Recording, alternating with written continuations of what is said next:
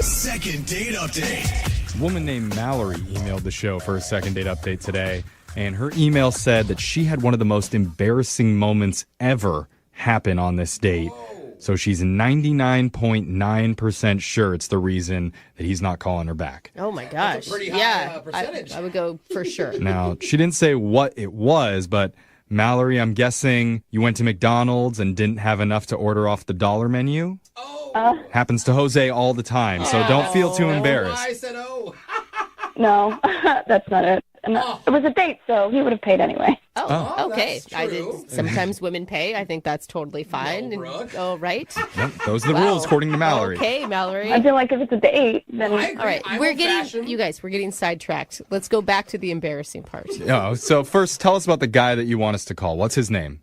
his name's Danny. Okay. Danny, okay. How'd you meet Danny? I met him when I was out at a bar with a bunch of friends. Okay. And he was kind of chatting me up at the bar. And near the end of the night, he was like, hey, I feel like I'm having a really good time with you, and I would love to hang out with you again sometime. So he took my number. Pretty classy. Yeah. I mean, usually when you hit up somebody at a bar, it's like, hey, you want to come back to my place tonight? Yeah, I mean, he was a really nice guy, and so I gave him my number, and It sounds pretty embarrassing, that whole... I'm working my way up to that. Oh, okay, sorry. Keep going then. So he was like, why don't we go back to the bar where we were hanging out the other night? And you didn't remember where that was. Oops, embarrassing. Awkward. no, Oh, okay. I'm still waiting. still remembered.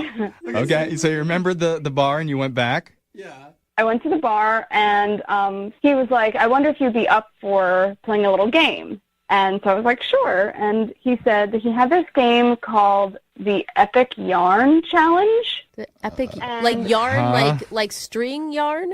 Well, he was talking about, like, telling a story to a group of strangers for 15 minutes straight. That would, Whoa. like, keep them captivated for the whole 15 minutes, where they'd be, like, so enthralled with your story that by the end be, like, applauding and offering to buy you, like, rounds of drinks. So it was a competition between you two to, like, approach random people in the bar and tell them long stories and see who got the best reaction. Yes. So I was just like, yeah, I think, why not? I have something that could work for that. So who went first? Did he go first or you? So, yes, he went first, and we're sort of like in the back area. There were like 3 tables, and he was starting to tell the story about how, like, when he was back in high school, there was this girl that he, like, fell in love with, and he always wanted to ask her out, but she actually moved away before he had a chance to do anything, to, like, approach her or talk to her. It sounds like kind of a boring story so far to me. Yeah, I kind of tuned out. Yeah.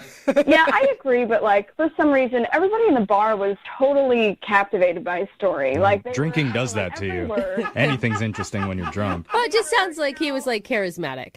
Yeah, exactly. He was telling the story better than I am now, but he was just like, she came back, and he finally had a chance to talk to her, and that girl is in this room right now. What?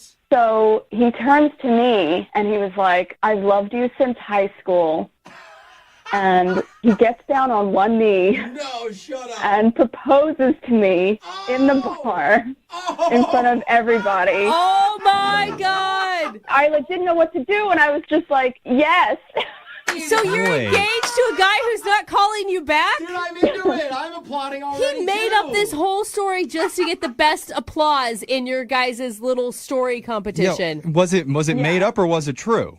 It was totally made up. I mean, everybody's so on board with this. I don't want to, like, ruin everybody's time, and I thought it was hilarious. So then what was your 15-minute story? Yeah, how do you follow Well, I that? didn't even have to do my story. He totally took it over, so I didn't get to do a story. All right. So how did this night end? Where's the embarrassing part of this? So people were buying us drinks, and he, like I said, he's like a real outgoing, like very charismatic person. People were talking to both of us, but like more like talking to him, and like, I don't know, I kind of was drinking more than I usually do, I guess, and so I got drunk. Yeah. Oh, And nice. at the at the end of the night, he's like, let me take you home because I was drunk, but he was very kind and gentlemanly about it. And I was like having a great time, and we were laughing about the whole entire situation, how well he pulled that off and everything, and laughing so much that like at one point, so this is the embarrassing part, I laughed so hard that I peed. You peed your pants. Like right on the seat of his car. Oh no! Oh no! You peed your pants on your new fiance's car. Welcome to married life. Welcome to married. Yeah, it was bad. And he even pulled over, and he grabbed a rag in his back trunk or something. Did it ruin the vibe, or was he cool? I mean, he was really understanding and nice, and he wasn't angry, or he wasn't I can't believe you just ruined my car or anything. You know, he wasn't mad at me. Probably wasn't a very nice car either. Oh if he's my not God. upset. I am mortified for you. Honestly, I have no idea. I hope it wasn't too nice of a car because I peed in it. Oh my God! Whatever. If only It's a you would've had, geoprism. Who cares? If she had a bottle of water or something to spill over yourself on accident, I just spilled this water everywhere. Brooke, you are the worst in embarrassing moments. I feel like you peed in several God. places and didn't tell people. Brooke. What are You don't tell people. Don't trust Brooke now. If she's ever carrying around a bottle of water, now you know. I'm just saying. Okay. You need a cover up. Okay. It's too late. So, Damn it. how long has it been since you've spoken with Danny? It's been a week.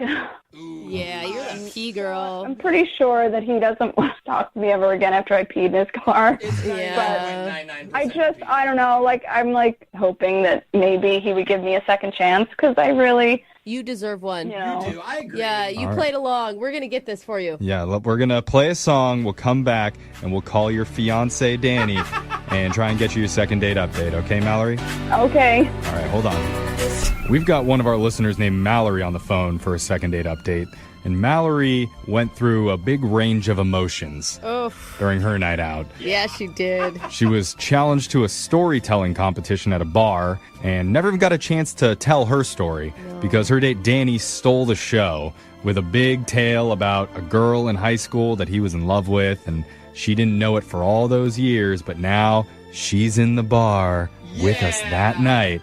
And he got down on a knee and proposed to Mallory in front of everyone. I would cry. Oh my if I was God. just in the crowd. I would have teared up. The reason that he did it was to win the bet that they had made and to get some free drinks, which he did end up doing. Lots. So Mallory got kind of drunk, as engaged people tend to do. More than kind of. Yeah. Wasted. And he took her home that night, and on the way back, she was laughing so hard in his car about what had happened, she peed on the front seat. Oh, no. So Mallory feels like she may have ruined the night. But Mallory, let me just tell you, don't feel embarrassed. Really? All right? Okay. I've peed on many men's seats before.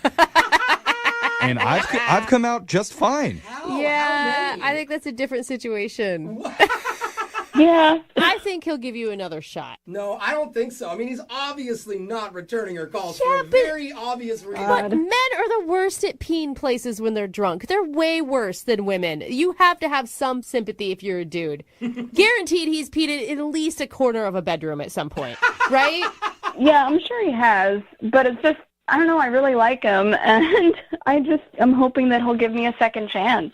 Yeah. Oh my God, he better. I mean, if you're cool enough to be proposed to on a first date in a fake proposal, he should be cool enough to have some real pee on his seat. Maybe you should offer to let him pee in your car, and then you're even. If that's what it takes, I guess so. All right. Well, let's get him on the phone right now and see if he's up for it. We're going to call him and get your second date update, okay? Okay. Okay, I'm dialing it right now. Here we go.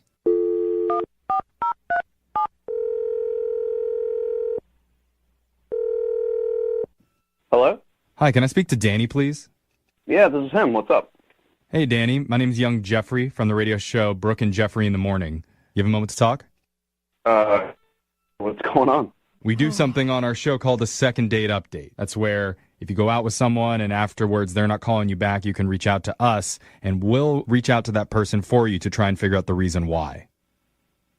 Okay. Okay? And so there's a woman that reached out to us about you. Her name's Mallory. She told us all about the night that you guys went to a bar and that you made up this great thing about long-lost loves in high school. What was going through your head when you got down on a knee and faked proposed to a chick you just met? It was, she's so pretty and she's so nice, and I guess like I've been kind of planning to do that kind of like date idea with someone special. Yeah, I guess I was just disappointed in the end. Yeah, the pee thing. Well, Yeah. She told us, sorry. Yeah, she I'm did. getting ahead of myself. She did tell us about how the night ended with your car being a little soiled. I don't know what to say. Soiled? I'm sorry for your car. It's okay. I guess I was kind of disappointed before that. What? Wait, what? It wasn't the pee. Dude, she's humiliated. Yeah. Okay, here's the real deal. The truth is that it wasn't a made-up story. What do you mean it's not a made-up story?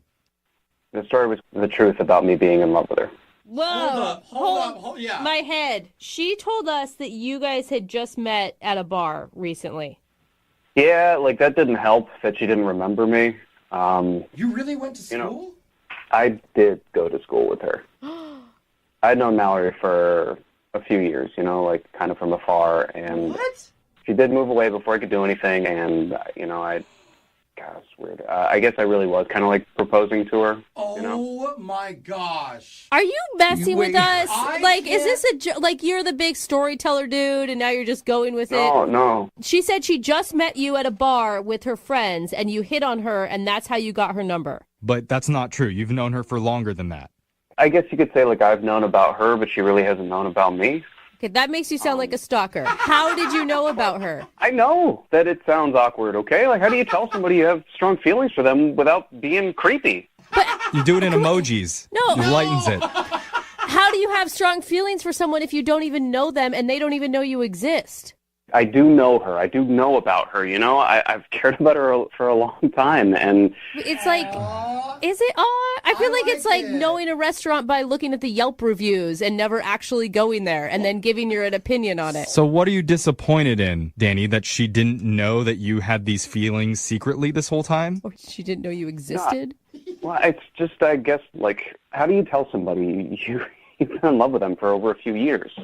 She was laughing about it and saying I'm a great storyteller, and the whole time I'm thinking this just isn't a story. So she's like, So it's wait. so believable.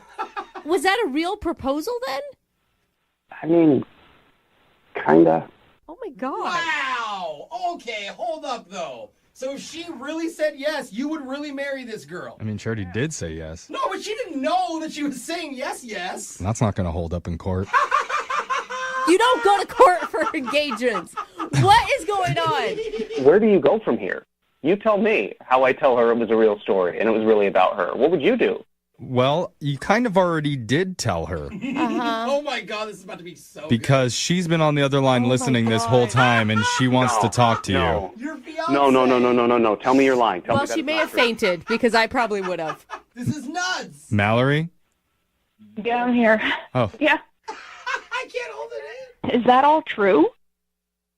Yeah, it's true, and I'm sorry you had to find out this way. in. Oh my God.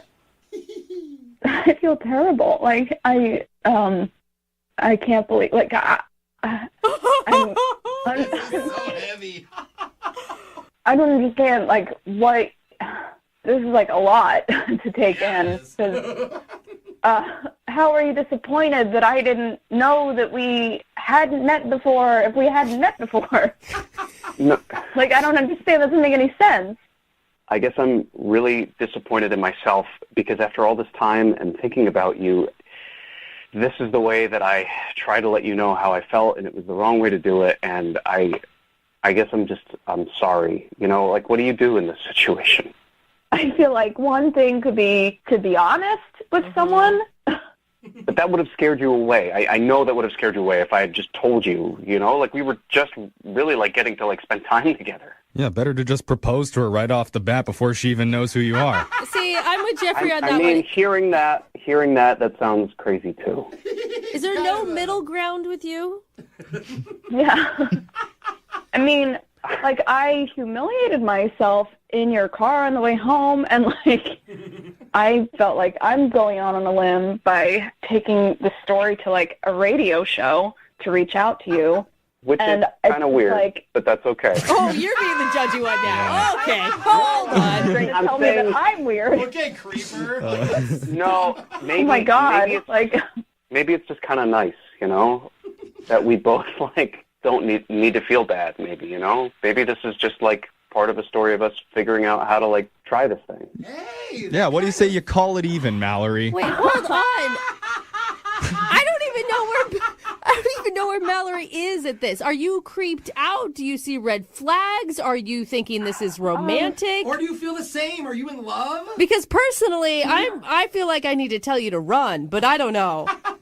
I mean, there are definitely a lot of conflicting emotions right now because I don't understand completely where you're coming from.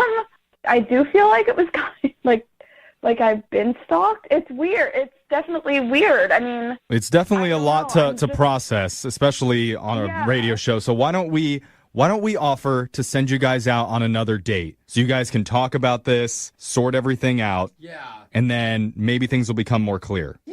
So wait, who do we ask at this point? Mallory that's what I'm trying to figure out. Do I ask Danny if he'd be willing to go on a second date? Because I think he would. Yeah. Wait, Danny. no, but Danny, could you go on a normal second date? Because you proposed to this girl, she said yes, you didn't like the outcome, and then suddenly wouldn't call her back. Like, are you okay with normal? Yes, I am actually a pretty chill guy normally. This is just I am very tongue-tied around you, Mallory, and so like it just made it easier for me to kind of do it this way. Love makes you do crazy things. Yeah, I mean, I guess it wouldn't hurt to just have a conversation about this and see how things turn out. See? Oh my God. All right. It's not a bad idea. I am so interested in what is going to happen I know. next. I want to be a fly on the And like I really look forward to just hanging out with you now that you know everything, and that story was really about you.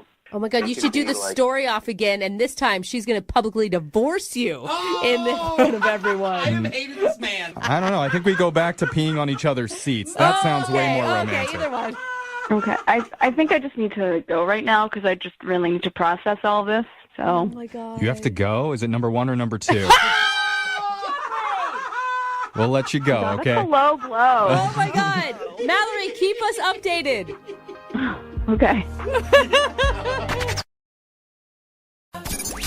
92.5. Brooke and Jubal's second date update.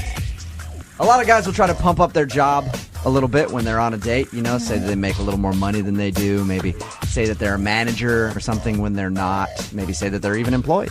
Who knows? Kevin, who's on the phone today for a second date update, might have gone a little too far in trying to impress the girl he's interested in. He wants us to call today. Kevin, how are you? I'm all right, guys. How's it going? Good. Kevin, first of all, what do you do for a living?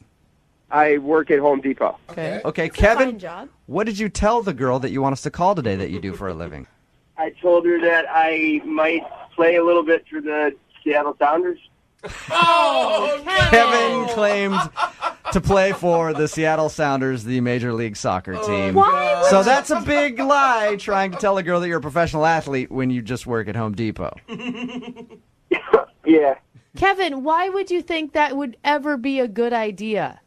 You know what? It just all kind of happened. I was with my buddies, and we were kind of joking about it, and one of them kind of dared me, and I did play soccer. I once went to an open tryout for the Sounders, so, like, they were like, yeah, you should do it. You should do it. And I did it, you know, and I kind of crossed that point of no return where, like, one lie becomes another lie, and it just snowballed and got out of control. Oh my And God. pretty soon you're their number one scorer, and she's like, I've never heard of you before. You're like, yeah, well, I never said no. I never said that. I mean, I was stupid enough to do it, but like I wasn't stupid enough, like because I know she can like go look it up or whatever. So I told her that I had been placed on injured reserve for a while. Oh my God. And that when you're rehabbing from injured reserve, like they put you on a special practice list, and you practice with the team as you're rehabbing, but you don't show up on the roster. So you guys had extensive conversations about this. Yes. Oh my God. Because she was all into it, and then so obviously, you know, she's all into it. Like, what am I gonna do? yeah, you can't. I have a friend who actually looks like Sidney Rice, who used to play for the Seahawks. Big, tall dude, like long braids and everything else. And he'll tell girls that he is Sidney Rice, and they'll believe him, and he'll just hook up with them that night and then never Like, call that's him the again. thing. It's not like I said I was Richard Sherman. Like, you know what I mean? Like I went with the Sounders. I tried to go just a little more low-key than the Seahawks. That's probably a smart way to go. Yeah. So she was obviously impressed by the fact that you were a professional athlete. Did you end up hooking up with her? What happened? Yeah, like she was all into me and we were hooking up, and then it was like she kind of kept dropping hints about like she would totally go back to my place. But I don't live in a place that I think a sounder would live in, necessarily. Hey, Major League Soccer salaries are pretty low. If you got a one-bedroom apartment, you might be all right. It's true. But there's no pictures of me there's no framed uniform on the wall or anything. You know what I mean? So I was all worried about that, and it kind of ruined my night anyways, because all I started thinking about was how to keep this lie going. Right. And she was just a cool girl, and we could have had a good time. At what point in the night was the regret really setting in? I guess it hit me when, I actually started liking her. I mean, at first I was like, yeah, she's hot and, whatever. But then I actually, liked her when I was talking to her, and I was like, oh, my God. I want to go out with this girl again, but, it's hard enough to keep this going for 20 minutes. How can I, eventually I got to tell her the truth. Yeah, let's say you guys get together and you guys fall in love and get married. At some point, you're going to have to tell her that you're not an athlete. Yeah. So how did everything end with her? Well, the night was great, and, her friends were kind of, lingering and kind of, not necessarily knowing if she wanted to be left alone or not. And so then, I tried to play it all cool because I couldn't take her to my place anyways. I was just like, it's all right. I got physical therapy in the morning, and I got to get up early. And so she's like, oh yeah, you get your rest and everything. And I was like, this is awesome. And she was all into me, and she kissed me goodnight, and and she was like, call me. And so then the next day, I texted her. I was like, hey, I had a good time last night. It was really fun hanging out. Let's do this again soon. And I didn't get anything for almost 24 hours after I texted her the first time. So the next day, I got a text back, and she was like, yeah, I don't want to talk to you. Whoa. All right. Do you think she found out? She Googled your name or something? Probably. Well, I don't know. She would have had to have done some extensive research, because I gave her so much crap about I was on injured reserve, and then they place you on a practice roster, and they take your name completely off the internet. Or I've asked my buddies too if any of them said something to her friend, and now they're not telling me. But but you do know that she does not want to talk to you, because the text that she sent you said, yeah, she made that kind of clear. But here's why I'm calling you guys. I honestly believe you strip all that stuff away, and we actually liked each other. Okay. And I think if we could just get to the point where she was willing to go out with me again, I think it would be cool, and I think everything might be fine. So when we call her and get her on the phone for your second date update, how do you want us to play it then? Am I going to tell her that I'm calling for a sounder? No. No. I think get her on the phone if you guys can, and that's the first step. And then don't tell her right off the bat, but if she does know already, then I want a chance to apologize. But if she doesn't know, then maybe just help me get to the second date, and then on the second date I can tell her myself and do the right thing. All right, well, we'll play a song, come back, call her, and get your second date update, okay? Sounds good, guys. All right, man. Hang on. Because I'm all about that bass, Moving 92.5. Brooke and Jubal in the mornings. Second date update. I'll admit, I've probably told a lie or two on a first date to try to impress a girl. I've never done what Kevin, who is on the phone with us right now, has done. He told a girl that he plays for the Seattle Sounders. I've never claimed to be a professional athlete when on a date, probably because nobody would even believe me whatsoever. If I was a little bigger in stature, maybe I would try it. I don't know. Kevin, are you about ready to call Jamie? I guess so. Okay, and the last thing she sent you was a text that said, I don't want to talk to you. The point of this is to find out if she went home and Googled you and found out that you weren't, and that's why. And if she didn't find that out, you don't want me to tell her. You want me to just see if I can get you a date so that when you do go out with her, you can break the news and say, I'm sorry I lied to you. Yeah, that'd be awesome. And lying is so complicated. Can't we just tell the truth? All right, well, I'm going to get her on the phone right now and get your second date update. You ready? Ready. All right, man, here we go. So excited to talk to a professional athlete. You want his signature later? Yeah.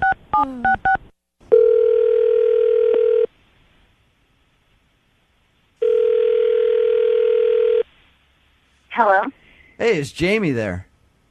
this is Amy. Hey, Jamie, how are you? This is Jubal from Brooke and Jubal in the morning. How are you?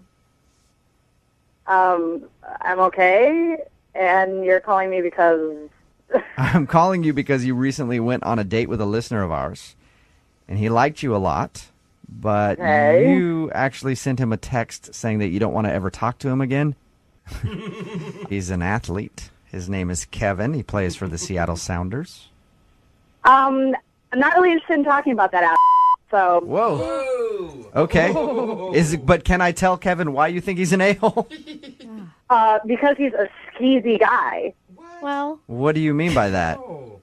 I was talking to my roommate, and I told her, hey, I met this guy, Kevin. He plays for the Seattle Sounders. Right when I say that, my roommate says, I made out with a guy last week, Kevin, who plays on the Seattle Sounders. No way. Are you serious? I'm dead serious. And that's what I said to her. I said, are you kidding me?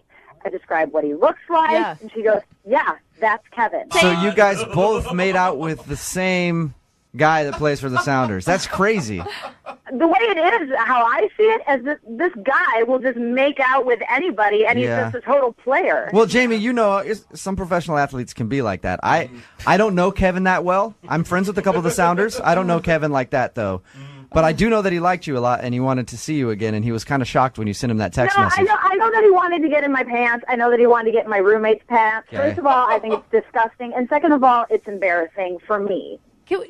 Jamie, but can I ask real quick? Because you said that they just made out. I mean, you're single, you're dating, you haven't made out with anybody else in the last month? I mean, I don't know every single thing they did. I didn't even really want to hear it after that. I mean, I got enough of the gist that I know that this guy is a total creep and that I don't want anything to do with him. So you feel like he lives up to the rumor of how athletes just are players? I doubt. Pretty much. Absolutely. He didn't do anything to show me otherwise. I already told him myself. I already told him to leave me alone, and I'm not interested. I know, but he didn't know the reason. That's why he wanted us to call you. But now that he knows the reason, I think we're all good then. How would he know the reason? I just told him I wasn't interested. Oh, that's because he's listening right now. Hey, Jamie, how's it going? Oh, my God. Seriously? Here's the thing. I really like you, all right? And obviously, you apparently really liked my roommate, too. You apparently really like any girl who's available and looks half willing. Whoa. Hang on. Don't you think you're going a little far with this? I'm probably not going far enough. I mean, you made out with my roommate. You made out with me in the span of a week. Who knows how many girls you're making out and sleeping with? Okay, well, hang on a second. First of all, I didn't sleep with your roommate, and I didn't sleep with you. Second of all, I didn't know you when I met your roommate. It's not like I went out with you and then I went out with her the next night, and I'm like, no, but I really like you, but I was making out with this other girl. I'm trying to put myself out there. I actually really like you. What I think is that you're just one of those athletes who just thinks they're the and goes around like they're the king of everything. You can make out with anyone. You can play with whatever girl you want, play with their emotions, play with their heart, and I'm not interested. I don't need that in my life. You don't even know me. I'm actually a really nice, really sincere, really honest guy. Yeah, Jamie, you don't know anything about him. All you know is that he plays for the Sounders. He's a professional athlete, and he meets people all the time and probably has had dates before. And he's really honest, like he said. Yeah, right. I mean, yeah, I guess that's all I know, but I just wish that, one, the whole situation wouldn't have happened, and that I guess that it would have just come out differently. Yeah, and it's different, when you meet a guy like Kevin, who's a professional athlete. He's got girls throwing themselves at him, and maybe that's something you need to think about if you want to go out on another date with him. When you're in a high-profile job, women kind of do that. So, I mean, if we were, in a committed relationship, I wouldn't want him making out with anybody else. Right. But, I mean, I guess that's... And it sounds like Kevin, even with all this pressure from playing professional sports and having girls who like him, is interested in only dating you. That's what it sounds like to me. Am I right, Kevin? Yeah, honestly, I thought you were cool, and I thought you were really cute, and I want to go out with you again. And, it doesn't matter, what I do or anything like that. Not to me, anyway. Mm-hmm. I mean, I guess I could maybe consider it then. You could consider it. Yeah. What if he wasn't a professional athlete, Jamie? Could you consider it then? That's a weird question. I don't know. I mean, why does that even matter? Let's say that Kevin worked at Home Depot and not the Sounders. Jubal, what is wrong with you? Kevin, why are you getting so upset? Yeah, dude. It's just a hypothetical. Yeah. Seriously. Like, I call you for help, and, like, seriously. Wait. Do you work at Home Depot? I never said that, Jamie. Never said it. Wait, do you play for the Sounders? Well, no. Do you play for the Sounders? No, but listen, no, not exactly. Like, yes, right now, After all this talking, you're not even who you say you are? Oh my God, would you hang on a second? Like, this is what I've been trying to tell you, okay? This is why I wanted to go out with you again, to be able to tell you the truth. And Jubal was supposed to, like, help me do that because I wanted to be with you. I'm sorry, Jubal didn't perpetuate your lie, you crazy... No, it's not like that, okay? It's not like that. My buddies dared me. Okay, I did go to like an open tryout for the Sounders, and I hope to go again. Okay, so it's not like I don't play soccer, but it's like I wanted to be honest with you and just tell you the truth. I had so much pressure. Oh my God, you are so full of it. Can someone get this guy away from me? Not interested. Not interested. Not interested in dating the Home Depot liar. That's a good nickname. I think you're reading into things. I just threw out a hypothetical, said, what if he works for Home Depot? That's all. That's all I said. I'm sorry. So people who work at Home Depot are what? Probably classier than you. Amen. What do you do for a living? What do you do for a living besides troll for professional athletes? You are a crazy, crazy person. Jamie, would you like a second date with Kevin? He'd love to see you again. I will pay for your second date. We'll send you to a Sounders match. Yeah. Are you kidding me? I'm seriously asking, would you like to go out with Kevin again? I know he would love to see And you. I'm seriously telling you, no way in hell. All right. You were all good until you found out that I wasn't a pro athlete. Kevin, So you know what? I don't think so, Kevin. no. She sounded pretty upset the whole time. Whatever. No, you know what? Seriously, you guys, like, I tried to be honest, and, like, why do you think guys lie? Like, why do you think guys lie? Because they get this, right? No, dude, she never try had to be open, and you try to be honest, and you get this. Listen. Because You never really, tried to be honest. Yeah. What does Jamie want? Kevin, What does I know Jamie you're want? fired Jamie up. wants to fall over with her legs in the air for a pro athlete. Kevin, Kevin, I enough. know you're fired up because you didn't get your second date. And I also know that I need to let you go and get off the phone. I want you to use that passion on the field today. Get to practice. All right, buddy? Yeah, all right, go yourself, Jubal. Brooke and Jubal in the morning.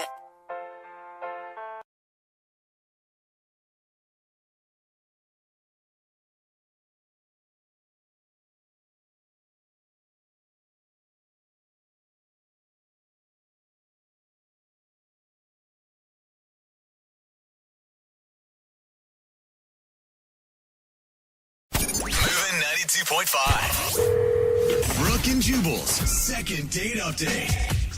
They say that one man's trash is another man's treasure. I already don't like the start of today's second date update. And that's why Tim is on the phone for a second date update today. He found a discarded date. No, that's And then he swooped in and got a date with her. Discarded. Tim, now I don't want to call your date trash. It was just an analogy, okay? Yeah, I get that. Tell us about the garbage pickup. How'd it go? Yeah. Well, let me back up. I went out that night to go see a play, and I just went by myself. So I go to the theater, and I'm there, and down the row, a couple seats down, there's this girl, and she was pretty cute. So I smile at her, and she sort of smiles back. Did you throw her a wink, too? No, I did the polite, like smile, head nod, just like, hello, hi. Like bite the lower lip, like, Oh my God, Jubal. You're so creepy. Yes. Any of the proper moves or just simply a smile? Maybe I should have done that. Right, you start talking about how this woman sounds like a sweater from Goodwill, and now you're... All right. So you smiled at her. I did, and the seat next to her is vacant. So I get a little courage, and I kind of walk down a little bit to the aisle, and I just said, hey, is anybody sitting in the seat? And she said, yeah, someone else is going to come take the seat. Okay, and then that's when you yelled at her. Why are you yelling at her now? He was upset. No. Oh, you didn't yell at her. No, I just said, oh, okay. I didn't ask who, the seat was for. Right, because it's none of your business because she's a complete stranger in a theater. Yeah, but she also didn't say, who it was for either. Yeah. If it was her husband, I imagine she would say, like, no, it's for my husband or my boyfriend. You know? Right. She probably would have let you know, stop hitting on me. Exactly. Yeah. In the nicest way possible. I feel like seat taken is already stop hitting on me. Why are you guys saying, no, actually, I'm married. I'm in a very long relationship, and this seat has been taken by him. Maybe there's this possibility that the seat is, just for one of a girlfriend, a friend of hers that she went to see the play with. Yeah. Right. Okay. Okay, so you went back to your regular seat then? I did. I said, oh, okay, well, enjoy the show. And then I went back and the show started a few, minutes later and it was good. Okay. But then through the show, I sort of kept an eye just looking over by her to see if anybody had showed up. You almost sound like you're starting to get a little creepy. The guy at the end of the row that keeps looking over at her during the play. I did it. That's the thing. I didn't want to, so I kind of did like the peripheral vision to see if there's any action happening over there. Mm-hmm. Anyway, so intermission comes, and no one had showed up. Ooh, the mysterious vacant seat. She's either lying to you or the person didn't show up. So, I went out, I got something to drink, do the intermission stuff, and when I came back in, I came in, so I walked past her to get into the aisle. Okay. And as I walked past her, I just said, hey, seat still taken? And she said, You're relentless. no, they didn't show. And I said, oh, well, do you mind if I sit there? And she said, sure. So I sat down. Yeah, good persistence. Okay. I would have felt weird going back up to her and being like, hey, what's up? You said somebody's coming for that seat, but it's been open this whole time, and I've had my eye on that seat, so... What's the deal? Yeah. Are you a liar? You just lie to everybody? What's going on with you? It is I didn't want to seem that way. I didn't want to seem like a creepy guy. It was more like, I felt bad, like she got stood up on her date. It's kind of awkward, though. I mean, you're putting her in a position like, what is she going to do? Stick to the lie at that point? No, someone's still coming for the last half of the play? But the good thing is the play finishes, and we start talking, and then I just said, do you want to go grab something to eat? And she said, yeah, sure, that'd be great. Awesome. So, that's cool. Okay. Yeah. So we left, and we walked to a place, and we sit down, and, we talk for a little while. We get a drink. We get some food. Conversation's great.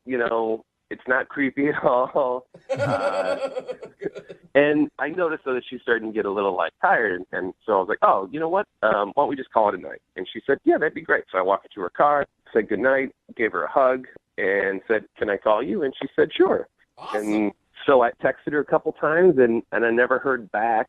And I thought things had gone well, and, then I emailed you guys. Did you ever find out who the seat was for? We didn't talk about it at dinner because I thought if I brought it up and she did get stood up, it would be uncomfortable or make her feel bad, so I just stayed away from it. Oh, that's a good idea. Pretty smart, yeah. So how long has it been since you guys went to dinner? It's been like a week and a half. A week and a half, okay. So she's definitely blowing you off. Yeah, and, I just started thinking about why, who was that seat for? Maybe it was for a boyfriend or someone that she was dating, and he finally showed up, and now she's like, no, I don't want anything to do with you. Maybe I was too forward, Maybe I was the creepy guy in the theater trying to steal the seat. Or, so that's why I emailed you guys. Well, we'll play a song, come back, call her, and get your second date update, okay? Okay, great, thanks. All right, man, just hold on. Moving 92.5. Brooke and Jubal in the mornings. Second date update. I forgot to ask the most important question about today's second date update. If you just missed the first part, Tim is on the phone, and he wants to call a girl named Sarah today. They actually met at a play. She had an empty seat next to her. At the beginning of the play, he asked if he could sit in it because he wanted to move seats and sit next to her because he thought she was hot. And she said it was taken. And then after intermission, he saw the seat was still open. So he asked her again. She ended up saying, yes, you can sit in the seat because whoever she was waiting for didn't show up. After the play, they went to dinner, had a great time, but now she's not calling him back. And I forgot to ask Tim this, and I'm sorry about that, everybody listening. I know that you really want to know. Tim, how was the play? No one cares about that. Scale of 1 to 5 stars. What are we talking? Well, the first act, I was a little distracted because I was, trying to figure out what the empty seat was about. So I think it was a 3. Okay, good. All right, cool. God. Should we even do the second date update now, or have we gotten that all cleared up? No, I would still want to know why she never called back. Okay. And Tim, you can't remember any awkward moments you guys had when you went for dinner and drinks after the play? No, everything was real, casual and cool, and I thought I was being very, polite, and I asked a lot of questions about her, what she liked. I thought it was a good conversation. You actually seem very charming and like a good listener, so I'll give you props on that. Well, thank you. Thank you. Horrible play reviewer, but Yeah. Jubal's got a point. I'm going to dial her phone number right now. Here we go. Okay.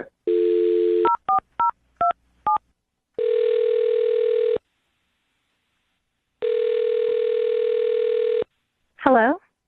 Hi, is Sarah there? Yeah, this is Sarah.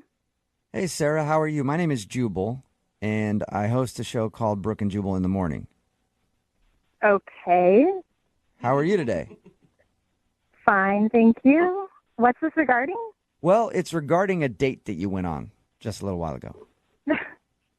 Okay. I know we started off so businesslike, didn't we? I know.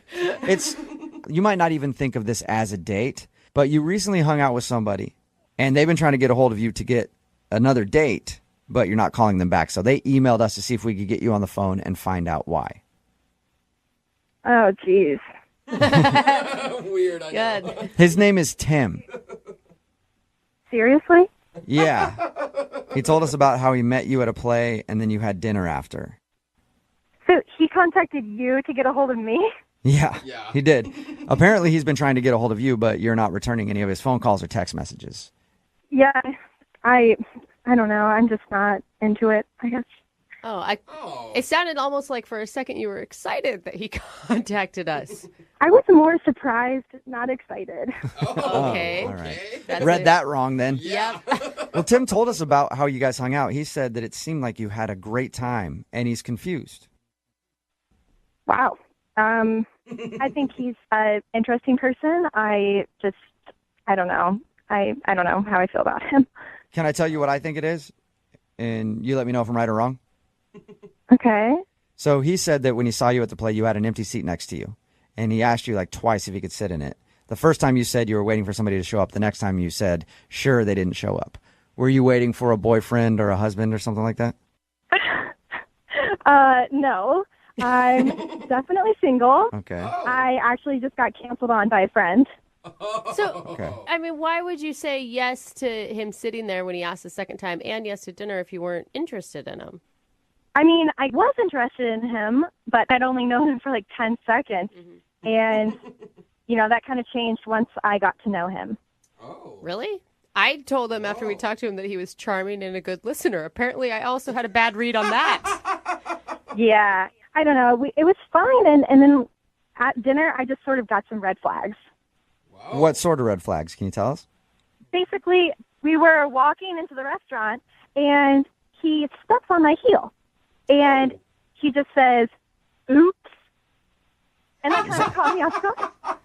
Huh? So he stepped on your shoe and then said oops. Yeah, and normal people would apologize if you just stepped on someone, right? Oh, yeah. He didn't say sorry about that? No, he didn't say sorry. It was really strange. And then at dinner, later, he knocks over his glass, and it breaks. And when the waitress comes and picks it up, he just says, the glass fell. Oh, so he No didn't, apology. he didn't take responsibility for the shoe or the glass. Yeah, exactly. No apology. If that would have been me, I would have been so embarrassed. Just, you've broken the restaurant's glass. Yeah. And he didn't apologize at all. So was he kind of a jerk then, just pointing out, hey, glass on the ground, pick it up, please? Honestly, it kind of read like that. And that is just not what I'm looking for. I'm just not into somebody who can't say that they're sorry. I'm looking for someone who's more polite and can admit when they've done something wrong, when they've stepped on someone maybe or broken someone else's property. Wow. I mean, it's the first date. And you'd think on the first date, that's when you want to be the most polite. And I think he just has some kind of problem where he can't say he's sorry. Okay. Really? I know a Sarah, lot of men I want to like let you know that I don't have that problem. And I want to tell you that I'm sorry to break the news, but Tim is actually on the other line listening and wants to talk to you right now. What? Yeah, I'm sorry about that. Tim, are you there? Yeah, hi. Tim, is that you? It's me. Hey. Ugh. So awkward. Is that the real reason why you didn't call me back? Because I didn't say sorry? Yeah, that's the reason. Wow. I'm sorry. See, I can say it. I don't know why you're saying it. Why I just said I'm sorry? Yeah, it's just an empty sorry. What? Wait, now you need sorries with depth?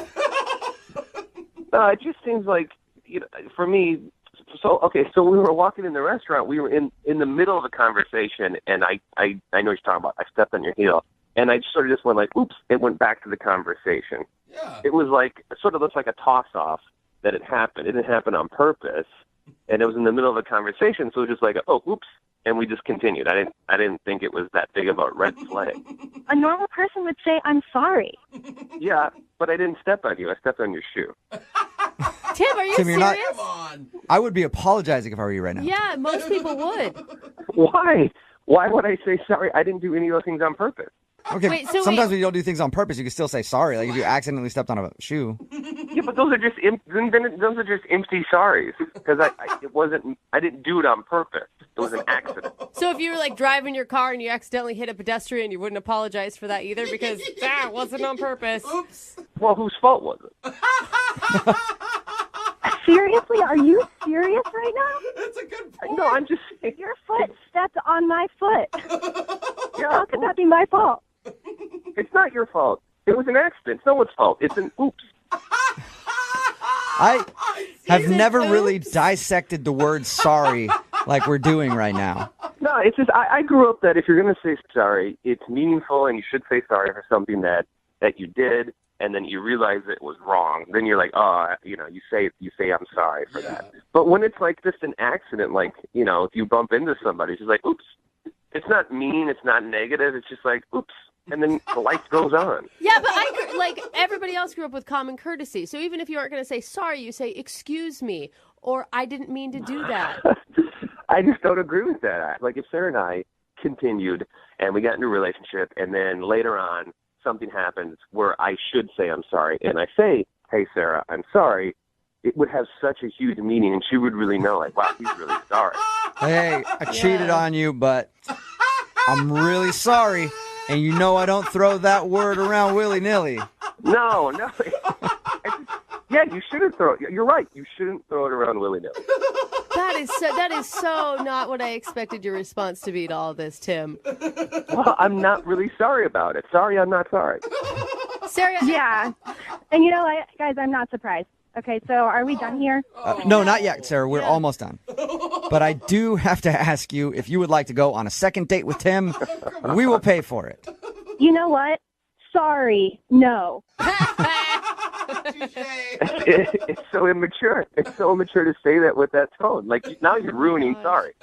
You've ruined the Well, word. I find it immature that you can't use your manners that a 6-year-old can use. So maybe practice that. Yeah. 6-year-old will say sorry for sneezing. They'll say sorry for anything. Look, I am an adult. I am a grown man. I only say sorry when it counts and when it's needed. All right. I like that. Oh, man. All right, well, sorry. All right, well, sorry. I can't even say sorry now without thinking about You it. can't. I won't say sorry because it's not my fault. Tim, you didn't get a second date. Whatever. Brooke and Jubal in the morning. I had no idea that so many people would support the guy from today's second date update. Me either. Somebody texted in at 78592 and said, I agree, saying sorry is a sign of weakness. My God. And I refuse to be weak. If you missed today's second date update, Oh, my God. Tim wanted to call a girl named Sarah to find out why she wasn't calling him back. She said she wasn't calling him back because during the date, he accidentally stepped on her shoe, and he said oops instead of sorry. And he just basically broke a water glass, didn't say sorry to the waitress or anything else, just basically didn't apologize. And he owned it. He was like, no, yeah, of course I didn't say sorry. I'm an adult. I say sorry if I actually did something wrong and meant it. Those were accidents, and no, I'm not sorry about it. I'm sad it happened, but I'm not sorry. I'm not gonna But here's apologize. the thing. Even if you don't apologize, you can still, like, excuse your behavior. Like, excuse me, or I didn't mean to do that, or wow. Well, he oops. said oops. Yeah, no, oops doesn't work. I think oops counts. So I've learned a lesson in saying sorry, and I'm not going to say it anymore. I'm Yeah, not going to apologize I for think- anything, and I'm not sorry for that one bit. Yeah, that doesn't surprise me. Remember, if you want to do a second date update, all you have to do is email the show, and we will call the person who didn't call you back. Move at 92.5.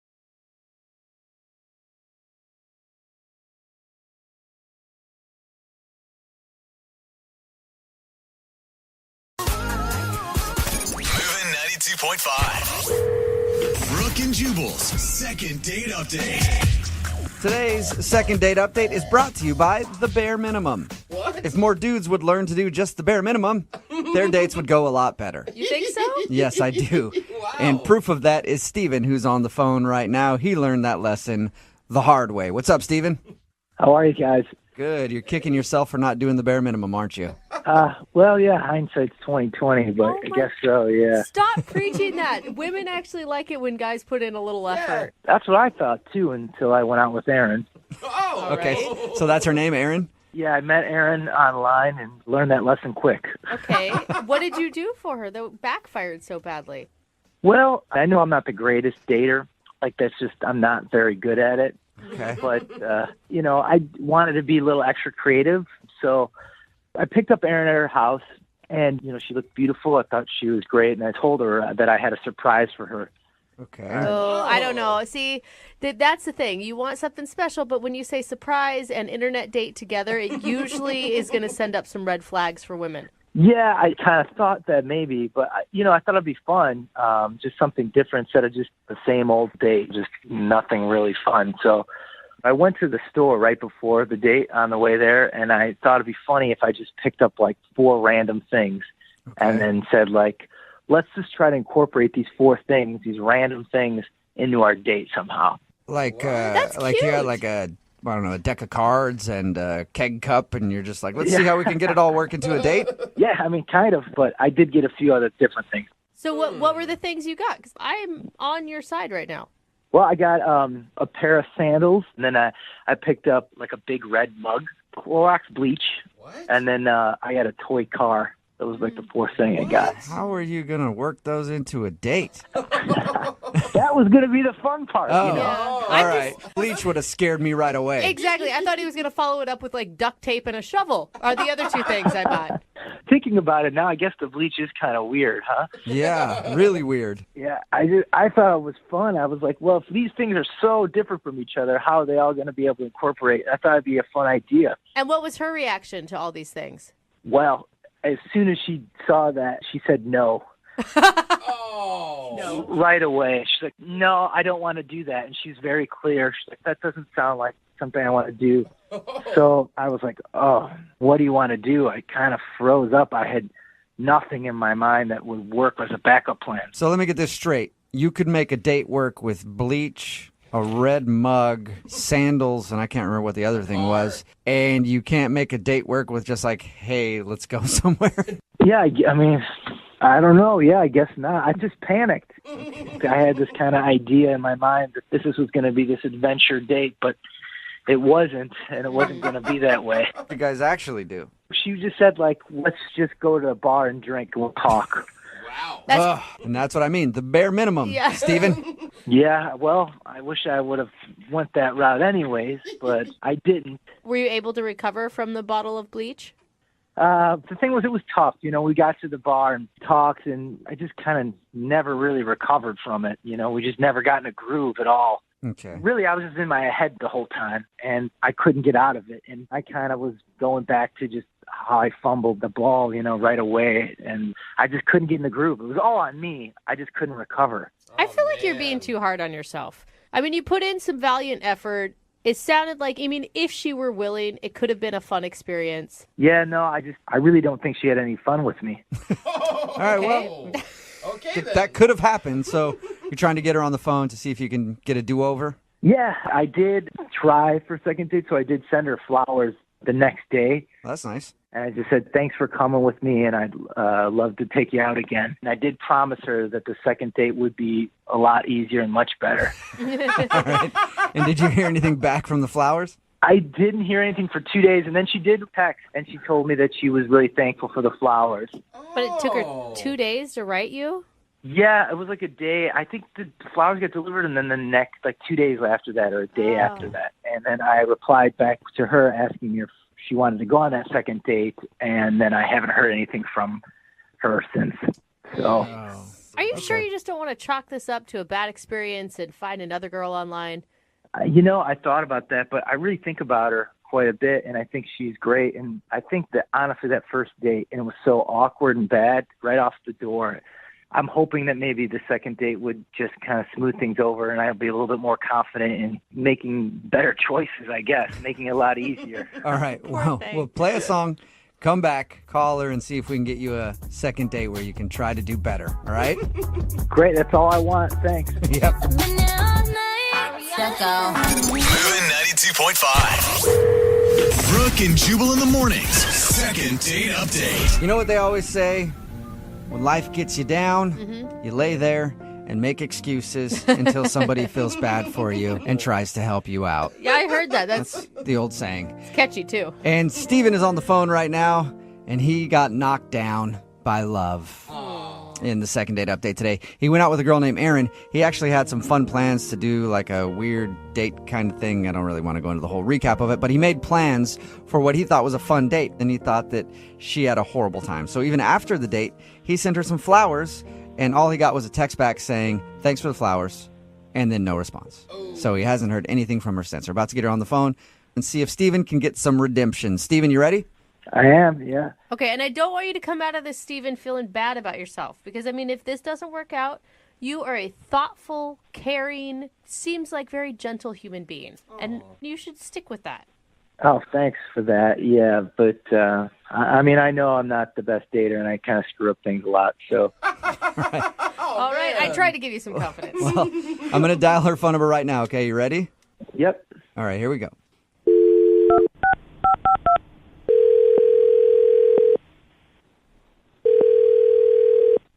Hello? Hi, can I speak to Erin, please? This is Erin. Who's this? Hey, Erin, this is Jubal from Brooke and Jubal in the Morning. What? Jubal from Brooke and Jubal in the Morning, radio show? Sorry, I'm not familiar. No, you're not? I don't think so. Good, we're off to a great start. So we do a segment on our show that's called the Second Date Update. And we recently got an email from one of our listeners about you. Oh, okay. Who? His name is Steven. Oh, he emailed you guys? Yep. He emailed us, told us a little bit about your date, and said that he really liked you, but now you're not getting back to him. So he thought maybe we could find out what went wrong. Okay. I mean, Steven, he's a nice guy. Like, I thought he was cool. You did? You sound so positive about Steven. He's really sweet. Probably the nicest guy I've ever been out with on a date. Whoa. The only thing is he's a little bit down on himself. What? Down on himself? Yeah, I think he's a little bit too down on himself. Well, we talked to him, and he doesn't sound like the most confident guy in the world, or even near the most confident guy in the world. Mm-hmm. And he told us about your date. He said that he had planned some kind of fun date for you guys, and you turned him down instantly and were like, no, I want to go to a bar. Oh, yeah. I mean, I felt bad about that.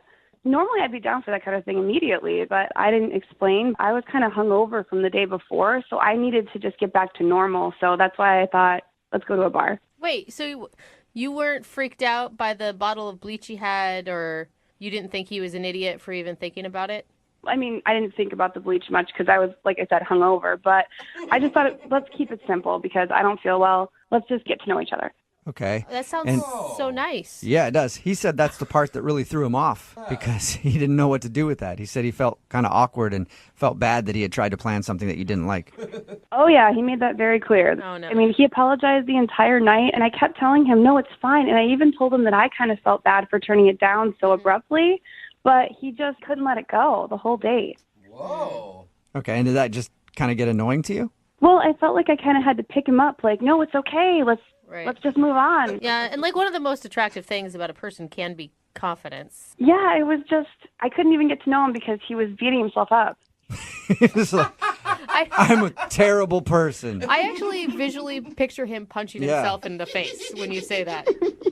I mean, yeah, I think he kind of was inside, and it made me feel kind of bad because I felt like I was doing that to him. Oh, no. Now you guys are just both on this date feeling horrible for him, I guess. You're both feeling bad for him.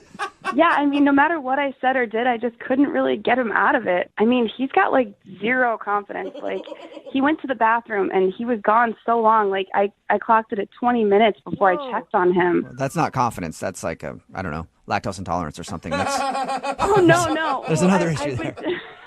I went to check on him because I was concerned, just wondering what was up. And he was outside the bathroom saying that there were people in there and that he couldn't, go when there was other guys around, so he was waiting for it to be empty. Shut up. He told you that? He can't Yeah. He can't use a urinal when other people are around?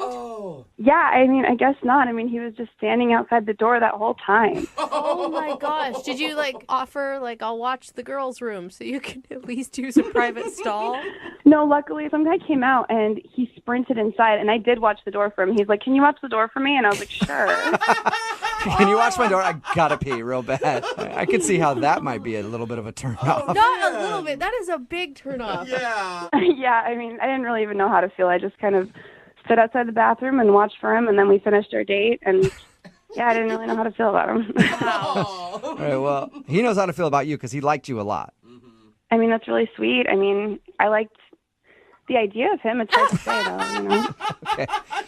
Well, I need to let you know, Aaron, Steven is actually on the other line listening to this conversation and wants to talk to you. What?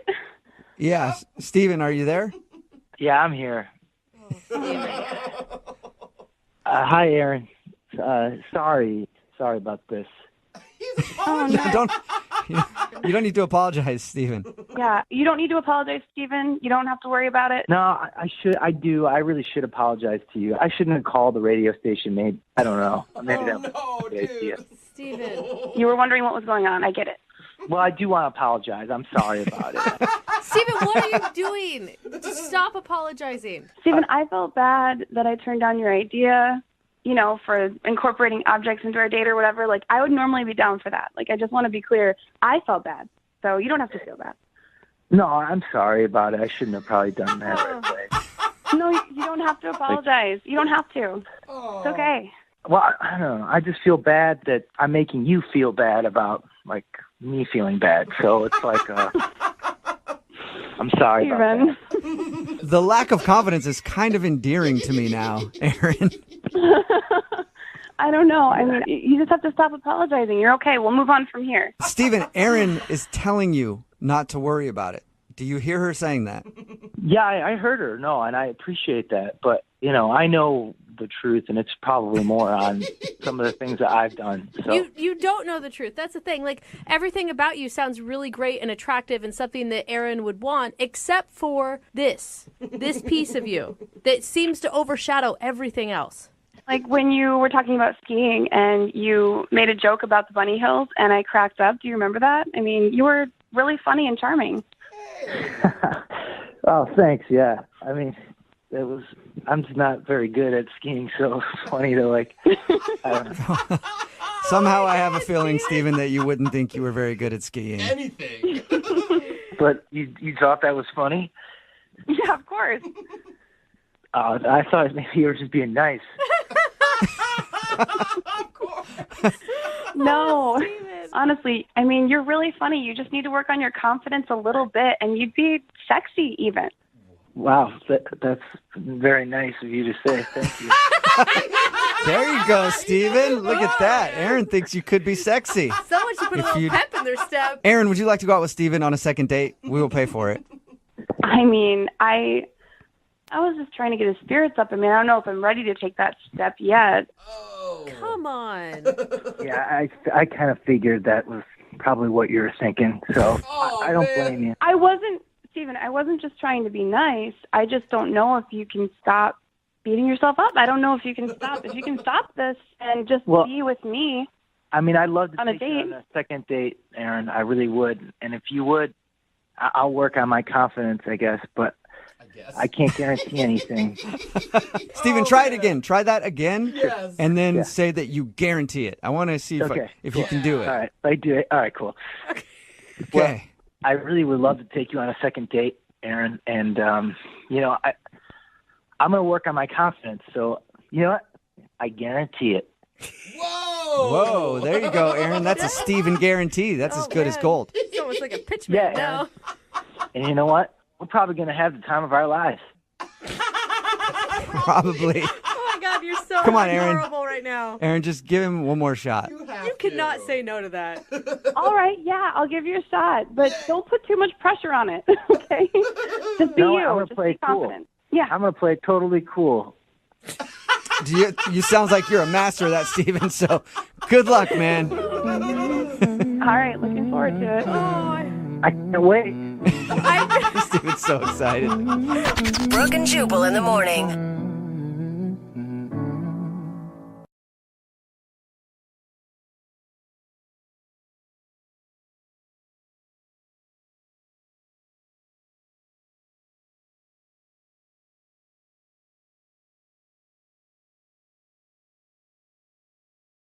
Looking for the perfect birthday or anniversary gift or a special date night? Well, then you need Zodart, Seattle's only exotic car rental company. Visit Zodart.com to book an exotic special car for that very special day. Moving 92.5. Brooke and Jubal's second date update. In today's second date update, something happened to a guy that I didn't think happened anymore. Not since like the 50s or even earlier, the 20s. He was out dancing with a girl and some guy came up and asked to cut in. Really? And then stole her time. I didn't know that still existed. I didn't either. What's up, Charlie? How are you? Hey, I'm doing all right. I'm doing okay. Thanks for your email, man. I appreciate it. No problem. Thanks for calling me. I really appreciate this. No problem. We'll get into the whole cutting in thing because I thought that was weird. But first of all, tell us about the girl that you want to call today. What's her name? Her name's Summer. Summer. All right. And where'd you meet Summer? Set up by a friend of a friend. Was it a blind date that you were going on then? Yeah.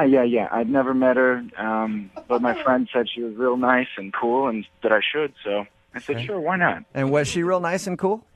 Yeah, she was really pleasant. Pleasant? No one wants to be described as really pleasant. That's like sure starting a sentence with bless your heart. You sure you want to do a second date update and try to get another date with her? Yeah, I do. I mean, she's stunning. That's the thing. There you go. Was she more stunning or more pleasant? I can't figure out with you. Well, she was pleasantly stunning. Okay. Pleasantly stunning. That's a nice way to describe her.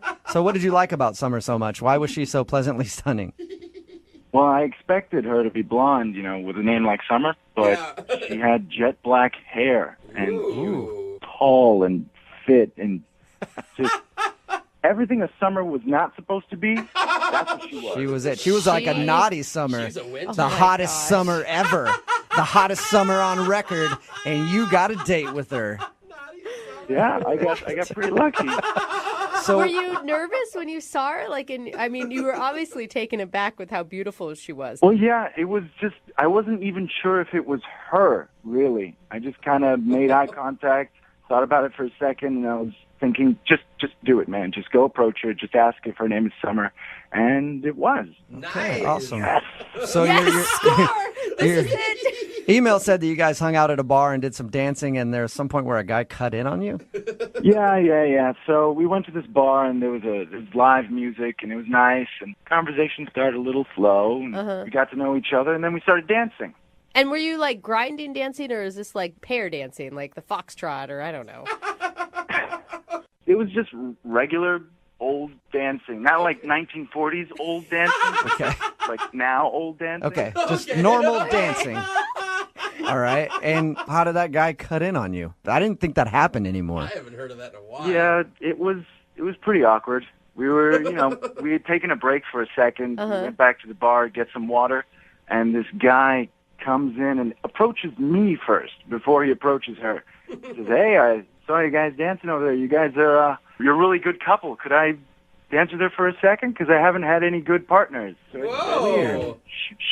Sure. That's strange that he even realized that you guys were together and then wanted to dance with her.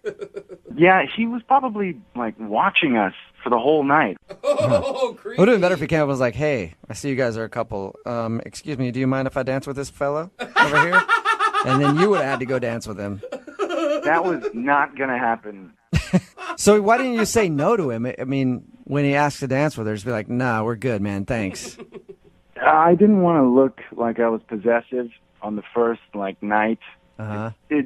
First impressions are so important, so I didn't want to freak her out or anything. So I said sure. Should have just cracked a beer bottle over his head right there. That would have impressed her. In another universe, I did. What was her response to all this? When the guy asked the question, she looked surprised and kind of looked like she said sure. So I just stepped out. Okay. So how long was this dude dancing with your date? It was a good 3-4 songs. It just kept going on and on and on. All right. What were you doing? Just hanging out at the bar, being awkward? Yeah, check Facebook, check Instagram, just kind of pretend I had some emails. That sucks. You're like, yeah, go ahead, dance with my date. I got some work I need to do anyway. Pretty important. Super busy over here. So do you think that she's not calling you back because she liked that guy more than you?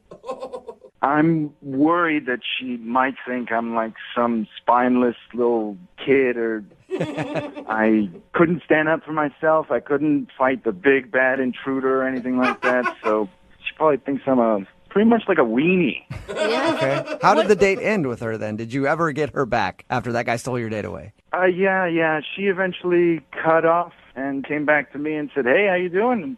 And I was pretending, playing it off like, "Oh yeah, no, my job, my boss is always sending me these late night emails, but we should get out of here."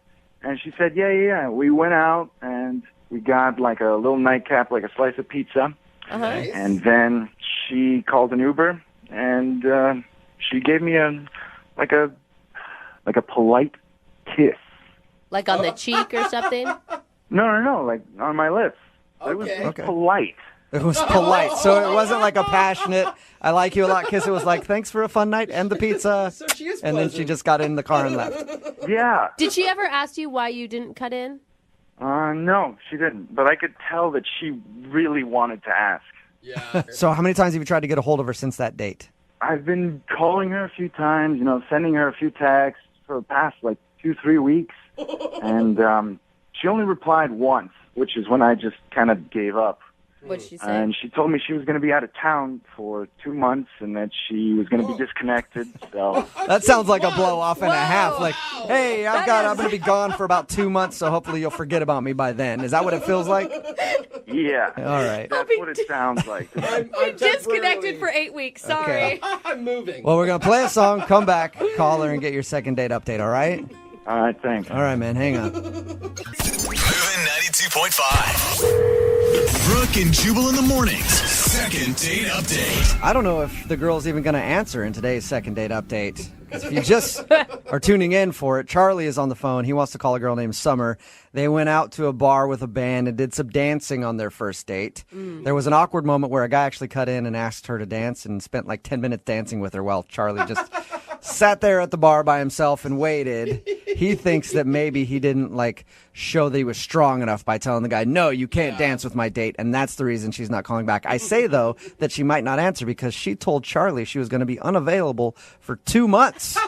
So I'm guessing when we get her on the phone, Charlie, all we're going to hear is this, just noises from some jungle somewhere where she's working. I hope she's got a satellite phone to answer us because she's gone for 2 months. Who knows where? Yeah, I just hope it works, man. Yeah. If she answers the phone, then it's going to be very apparent that the 2 month thing was a lie. Well, I don't know if she's going to answer your call because she doesn't answer mine, so she most likely won't answer yours. Well, let's find out. Why do you want to call this girl? I mean, she spent 10, 15 minutes of your day dancing with another guy. She's lying to you probably about even being available. I feel like you should chalk this up to a loss and move on. She's just different from, everyone I've been with is really, how do I say this, popular with my circle of friends. So this girl is completely different. She's not popular because she's not because she doesn't have a lot of friends? I don't get it. No. Here's the thing is, all my exes pretty much have slept with all of my friends. And this girl hasn't done that. Oh. So she holds a special place in your heart because she hasn't slept with your friends. Wow. Yes. Okay. Well, let's call her This is already going and see if we can get you another date. Okay. Here we go. You guys really don't get anything, do you? You really don't understand. I don't think so. All right, I just dialed the phone number. Hang on. Hello? Hi, I was looking for Summer. Who is this? Hi, Summer. My name is Jubal from Brooke and Jubal in the Morning. It's a morning radio show. You're what? I'm sorry. Who say it again? My name is Jubal, and I host a morning radio show. It's called Brooke and Jubal in the Morning. Okay, why are you calling me? I'm calling you because one of our listeners asked if we could get you on the phone. Okay. And I will start by saying this. It's kind of strange that you even answered because he thought you were out of town for 2 months. Oh, man. Oh, my God. Yeah. His name is Charlie, and you recently went out on a date with him. I'm assuming you know who I'm talking about? Yeah, So we do a segment on our show called the Second Date Update. So Charlie emailed us, told us about your date, told us how you said you were going to be gone for 2 months, and asked if we could get you on the phone and find out why you don't want to go out with Charlie again. Yeah, things changed with my plans, and I came back earlier than I thought. You are not sticking with that lie. I mean, come on. It's not a lie. I didn't expect to be back. Oh, okay. So then you're going to call Charlie and go out with him again. Uh, All right. So do you mind telling us a little bit about your date? I think he's insane. If you feel that strongly, why would you just tell him, like, no, I don't ever want to see you again, instead of I'm going to be gone for 2 months? I didn't want him to start contacting me or get any sort of... I just wanted to go away. Oh, can I tell you why he thinks you're not calling him back? Sure, I'd love to hear why he thinks I'm not talking with him. Well, he thinks it's because when that guy cut in and you danced with that guy for a while, he didn't stick up for you in that moment. He was worried that you might think he has no backbone. No, it's the opposite. Whoa. What do you mean? Well, after I was done dancing with this guy, Charlie took me aside and started talking to me, and at first I didn't know what he was saying because he was whispering. That's always weird. It was shady. He kept talking about the guy that cut in, and he said he'd handle the situation for me. What does that mean? Like, protect your honor? And he wanted to make a plan with me where I would lure the guy outside. So he could fight him. Yeah, he wanted me to lure the guy out behind the bar so he could jump out and use his martial arts moves on him. Did you say use his martial arts moves on him? What? Yeah, he said he could snap the guy's neck in one move, and then he showed me. Like he was... What? He, moved his hands really in a really quick motion. He said that would snap his neck. Okay, this is what I'm picturing. I'm picturing him talking like a fourth grader who's like, I will do my karate moves on him and try to chop him in the neck and it'll break his neck. I mean, did you just start laughing? How did you control yourself? I didn't know what to do. I just said, let's just get some pizza. Let's get out of here. Did you like anything about him, like, up until the ninja moment? He was just very awkward. Well, of course, he's observing his surroundings in case he needs to make a quick escape or, scissor kick somebody. I guess it was one of the weirdest nights of my entire life. Hey, Summer, I do have to let you know that guy Charlie is a real-life karate master. Okay. Yeah, and he's a master of illusion because he's actually on the other line listening to this conversation and wants to talk to you. You serious? Yes. No. Charlie? Oh, Yeah. God. Should I say Charlie-san? Charlie-san, are you there? Yeah, I'm right here. Summer, I was just trying to do the right thing, okay? I was trying to defend your honor, all right? I don't need to defend my honor. I'm not, it's just strange. The guy was creepy, Summer. The guy was so freaking creepy. No, you were creepy. You were trying to show your martial arts moves in the back of the bar. I mean, I wasn't going to lure somebody out there for you. Well, I wasn't going to fight him in the bar, so of course we had to take him outside. Oh, of course. That makes sense. Duh. You want to get blood everywhere. Yeah. Our bad. What is wrong with you? You don't have to beat up anyone. No, here's the thing. Guys are animals, all right? And sometimes you need to put the animals in their place. And I was going to help you. What put are that you guy talking in his about? place. You're insane. No. Okay, well, I am insane for you, and I will do anything that I have to do to protect you, all right? If that makes me insane, then sure, I'm insane. Dude, she was just dancing. Okay, we agree. You're insane. This is insane. How many guys would actually stand up for you like I did? Well, not a lot of guys know that much karate, Charlie. That's the problem. We're not all warriors. Yeah, not a lot of guys know the moves that I know. Oh, Charlie, you realize that she was just dancing with somebody. It's not like someone was attacking her. Well, here's the thing. Martial arts is about honor. And this guy was dishonoring me in my face. So, of course, I got to step up. Yeah, but Charlie, trying to get your date to lure him outside so you could fight him? Surprise attack. Yeah. Well, it wouldn't have been much of a fight, honestly. He would have been out in like 3 seconds. Do you guys still need me at this point? I think what he's saying kind of proves my point. Yeah. I do need you for just... Can I go now? No, I need you for 1 second, Summer, because I have to ask you this. Would you like to go on a second date with Charlie? We will pay for it. I want to honor Charlie right now and say no, and I want him to practice his karate moves on another date. Oh, what? Well, you know what? You're missing out on like a personal superhero that helps you out with whatever you need. So good luck. Yeah, I stopped watching cartoons when I was about 12. So. All right, well, no second date, Charlie. I'm sorry, Summer. Thank you for being honest with us about what happened. I appreciate it. Yeah, okay. Thanks, guys. Yep, I would like to thank both of you for coming into my dojo today. You are great competitors. Brooke and Jubal in the morning.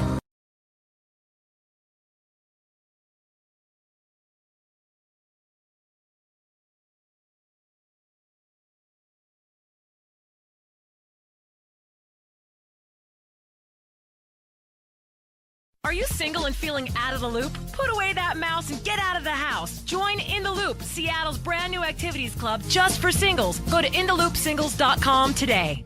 Moving 92.5. Brooke and Jubal in the mornings. Second date update. You know, this might be the first second date update we've ever done where I won't need to pay for the second date at the end of it. I didn't think of that. Between the two people if they decide to go out again. Kevin is on the phone with us right now, and Kevin wants to call a girl named Simone. The interesting part about this, though, is Kevin wasn't completely honest with her when they went out. He's very wealthy. His family's very wealthy. He comes from money, and usually that's a problem for him when he's dating because that's all that girls are interested in. Poor guy. So he tried to play it a little different this time. Kevin, you know that a lot of people are going to be texting in going, who is he? Yeah. What's his name? Even I want to know. And I promised Kevin we wouldn't say who it is, but I can tell you I talked to him off the air, and all he'll let me say is that his family got all their money in the tech industry. Okay. And that's it. Right, Kevin? Yep. But I have confirmed it. It's legit. Kevin is a very, very wealthy man. Really? Yeah. Like very wealthy, Jubal? Yeah, that's what he said. I just let wanna it know. go. Yes, very wealthy, Jose. I know you have problems paying your car payment. Yeah, he has more money than you. Yes, I am, Jose. That's exactly why I didn't want to tell this girl. Yeah, because that's how people act towards you, right? Like, wait a minute, you're how rich? How rich? Oh my God, like, what? Wait a minute. Like, what's your monthly paycheck? Yeah. Have you ever been turned down before, Kevin? Turned down? Yeah, like denied another date. Like, you seem like a really nice guy, possibly I've handsome. never been with turned lots down of for rich. anything, Yeah. ever. Nobody's ever turned me down for a date or when I wanted a car or when I wanted a plane or when I wanted to buy their business. No, I guess, it sounds really snobby to say, but I haven't. It is really snobby. I've been the one doing the turning down, Yeah. I can imagine that. It's understandable. You have a problem that most people don't have. Right. I mean, you're an attractive person for anybody to date, no matter what. At this point, you guys are starting to scare me. I think y'all are going to start asking me on dates. So can we just make the phone call? Or Yes, I'll make the call. I realize it is getting a little uncomfortable. We're just harping on your money now. All right, I'm going to dial the phone number right now and see if we can get Simone on the phone. Here we go. Thank you.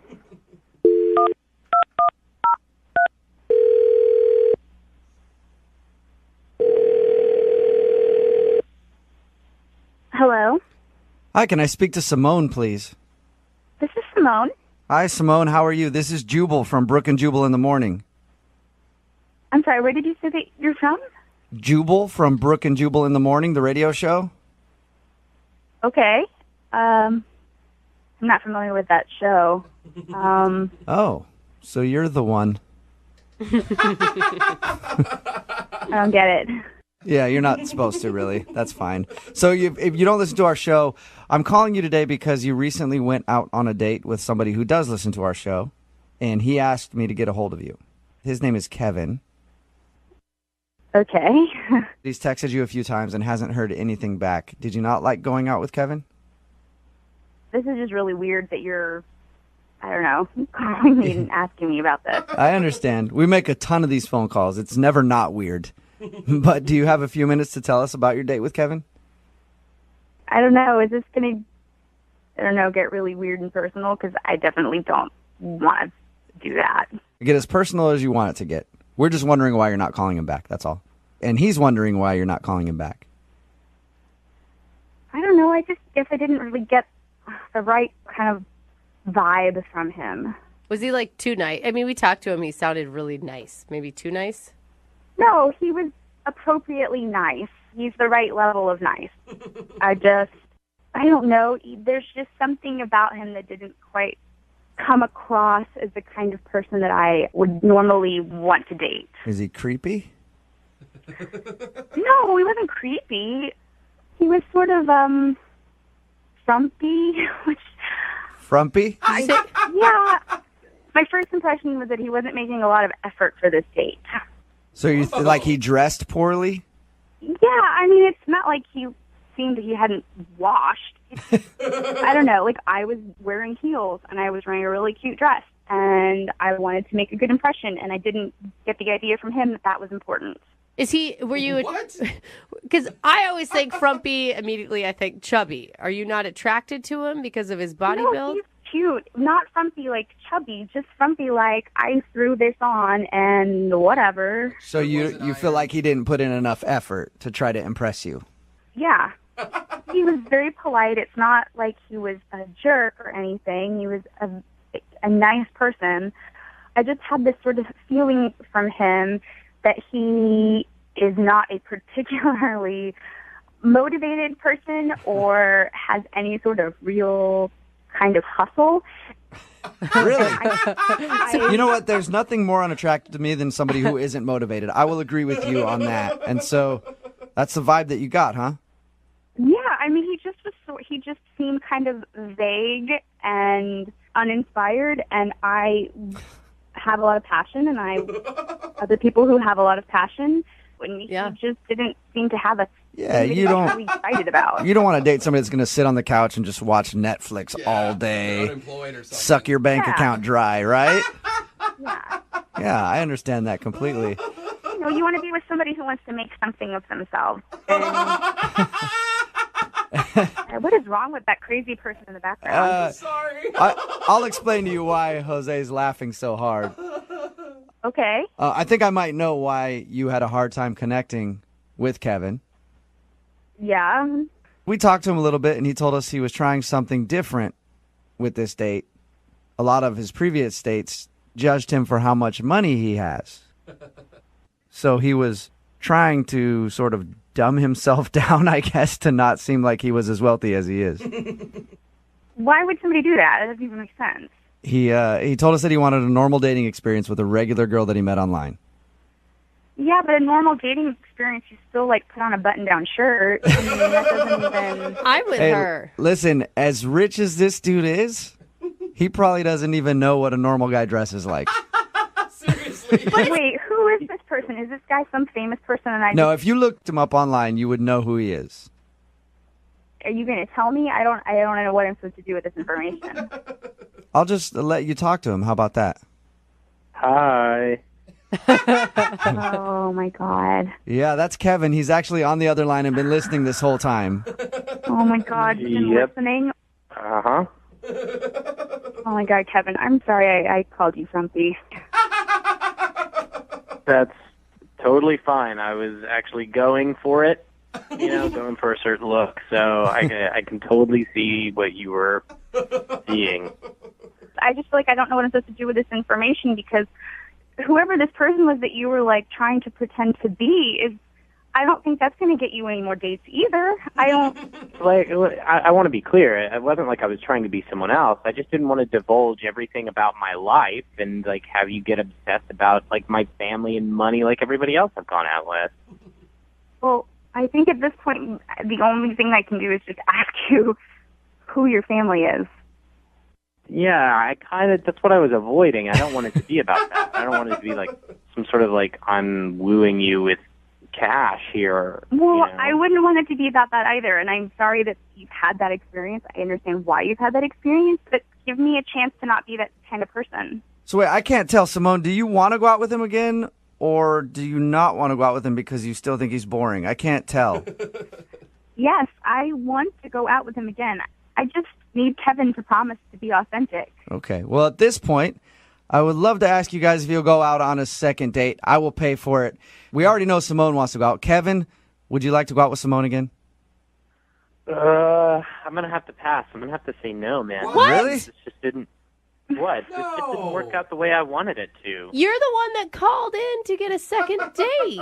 And you're the one that told her about the money. I didn't say it. Jubal told her about the money. That is true. I just wanted her to know what she was missing out on by not calling you back. Why don't you want to go out with her now? It sounded like you were into it before. The whole point was to be anonymous, and now the whole thing's kind of blown up in my face. She knows who I am, sort of. And I don't know. Who you are. Yeah, she doesn't really know who you are yet. Yeah, but the money has come into the picture, you know? Okay, I think that's always going to be a problem for you, though, man. Like, you're going to have to get over that at some point. It's going to be a problem because it keeps making it a problem. Yeah. Well, now I just really don't want to go on a date with you because of your tone. I mean, you sound kind of bitchy. What? Jeez. You know what? Good luck. I don't want to go on a date with you either. Oh, great. Well, maybe I'll date one of the actual radio listeners rather than you. So You want to date one of our listeners? Good luck with that, buddy. Hey, trust me, I can get you a date with one of our listeners. Text in 78592. Oh, no. You know they're only going to be interested in you for your money, though. That's it. Money doesn't buy a personality. Ooh, yeah, but it buys a lot of other things. That is a very good point, Kevin. Yeah, you're an ass. Brooke and Jubal in the morning.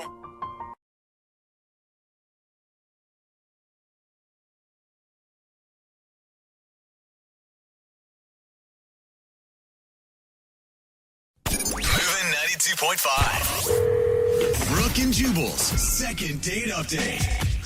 The girl on the phone for a second date update today thinks she might not be getting a call back because she was too prepared for her date. Too prepared? Yeah. She took along something in her purse that she figured could help them both out, and apparently she feels like the guy got a little shocked when he saw it. Whoa, I don't know what it is, but my mind is going to places that are not very clean. We'll find out what it is in just a second, but she's on the phone right now. Samantha, what's up? Hey. Hey. Oh my gosh, you sound really pissed almost right now, Samantha. No, dude, you guys just made that sound like, oh, what she got in her purse? Yeah, like, well. that's a normal thing. Oh, yeah, sure. Okay. Maybe you're going to think twice now before you put things like that in your purse before a date, right? Could I put it in perspective? Like, could I tell you what happened? Yeah, I guess. Sure. Okay, first tell us how you met the guy you want to call today. Yeah, so his name's Charlie, and we were set up on a blind date by mutual friends. Oh, and was it like blind where you hadn't even like stalked him on Facebook or Instagram or anything? Well, I didn't know his last name, so I couldn't do my due diligence. Okay. You know? Okay. But you did look at like every Charlie in like a 50-mile Dude, I looked at radius. so many Charlies. I was hoping our mutual friends. I'm like, who's the Charlie? I was like, geez. And how was the date with Charlie? What'd you guys do? We went to this bar that was kind of in between us because we both live a bit of a distance from each other. So we met in the middle at this bar. And were you nervous going into this, or did you feel pretty cool? Yeah, it was my first blind date. So Okay. I was like, oh, I don't know. And I haven't been able to snoop him. And I was like, oh, what if I can't hide that I'm not attracted to him? Like, you know, all these thoughts, you know. So were you relieved when you got to the restaurant, or how'd you feel? He's very cute. Okay. Very cute. He's like the definition of my type. He's tall, he's got dark hair and green eyes and like these thick eyebrows that kind of come up to a point that I like on guys. I'm like picturing Dracula, what you just described, but... No, but I'd give him a shot, you know, at this point. All right. So you were pleasantly surprised with Charlie. Tell us about your date. So we sat at the bar, we're chatting, we're laughing, the conversation is flowing easy. And he said I can't remember what it was, because this is like on our second drink. Mm-hmm. He said something super funny. And I was like, all right, cheers to that. And then we clinked. And I was like, hold on. To commemorate this moment, can I get a picture? Because what he said was just, it was like a perfect moment on a date. Hold on, though. You stopped in the middle of laughing at somebody's joke to take a picture? Yeah. No, the laughter had ended, and it was like, I think I did it at the right moment, So that's when I reached in my purse and I grabbed my selfie stick, and after he said yes. Wait, what did you just say? Hold on. I said I grabbed my selfie stick out of my purse. You brought a selfie stick with you on a first date? Well, it's always in my purse. Okay. Yeah, but then you have to like attach your camera to it and then pull it out. I mean, this isn't. Oh, come on, you're making it sound like it's like hard labor. You just pop it in and hold it out. Okay, I would be off put if I was on a date with you. Dude, it's so normal. No. Yeah, No. It is. It is. It really is. I just feel like that's a lot for a first date to put a first date picture up on Instagram. Look, it's obvious you haven't dated in like a long, long, long time. But people do it all the time. Or maybe this is like a generation gap where you guys... Oh my God, I am not that old, all right? Listen, All right. I am married. I will say married, but I'm not that old. Okay. Well. So you ended up taking a picture with your selfie stick. You said in your email you thought that might be one of the reasons he's not calling you back. That's the only thing that stands out in the date, because like after that, a group of his friends were also just happened to be at the same bar, and they came over and they said hello, and he introduced me, and they invited him to... they were going to some other place, and he was just like, yeah. And so we closed out and walked outside. It was gorgeous. It was absolutely gorgeous. The moon was huge. It was bright. It was creating this like beautiful blue backlight. I didn't take a picture. Okay, I thought that's what we were working up to, and I'm like, all right. No. But it was just really romantic and just sort of magical outside. And so, we went out to get some air, and I pointed it out. I was like, wow, look at the moon. It's gorgeous. Like, this is so romantic. It was a perfect moment for a first kiss. And? That's what I'm thinking.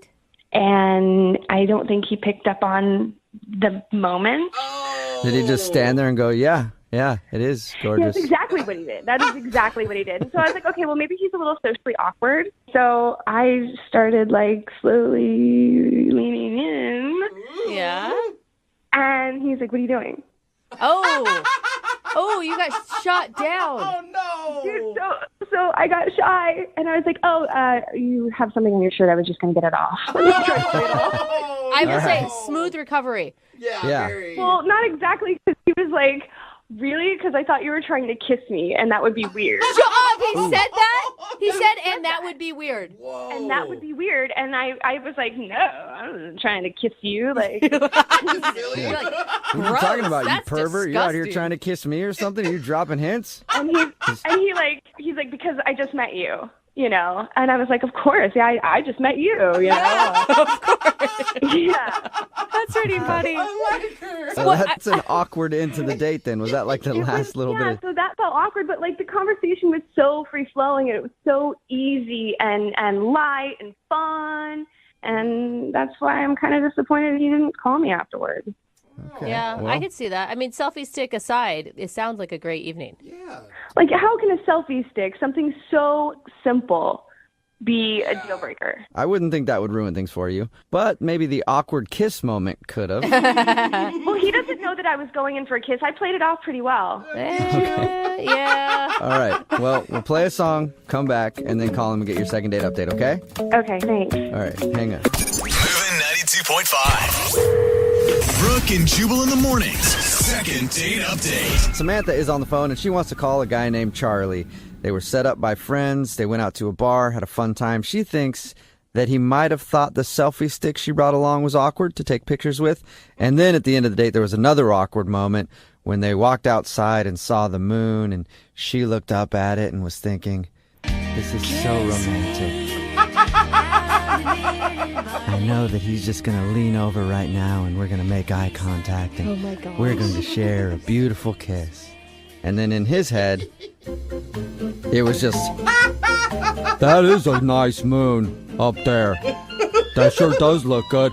it'd be really cool if you would kiss someone in front of that moon, but too bad I don't got nobody to kiss. So it was definitely mixed signals. He wasn't getting the right signals from her. She tried to lean over for a kiss, and he was like, whoa, what are you doing? And she had to play it off like she was getting something off of his shirt. So they parted ways, and she hasn't heard from him since. So we're about to get him on the phone and find out why. Jubal, I need you to not bring up that I tried to kiss him, please. Oh, you don't want that information out there. No, dude, you guys are killing it. I got away with it. Why are you? Okay. Yeah, I mean, you said that you played it off fine, and you said that he had no idea, so I won't bring that up. I won't say, hey, did you notice that she was trying to kiss you when you shut her down accidentally? Oh, my God. Okay, I'll dial his phone number right now, okay? Here we go.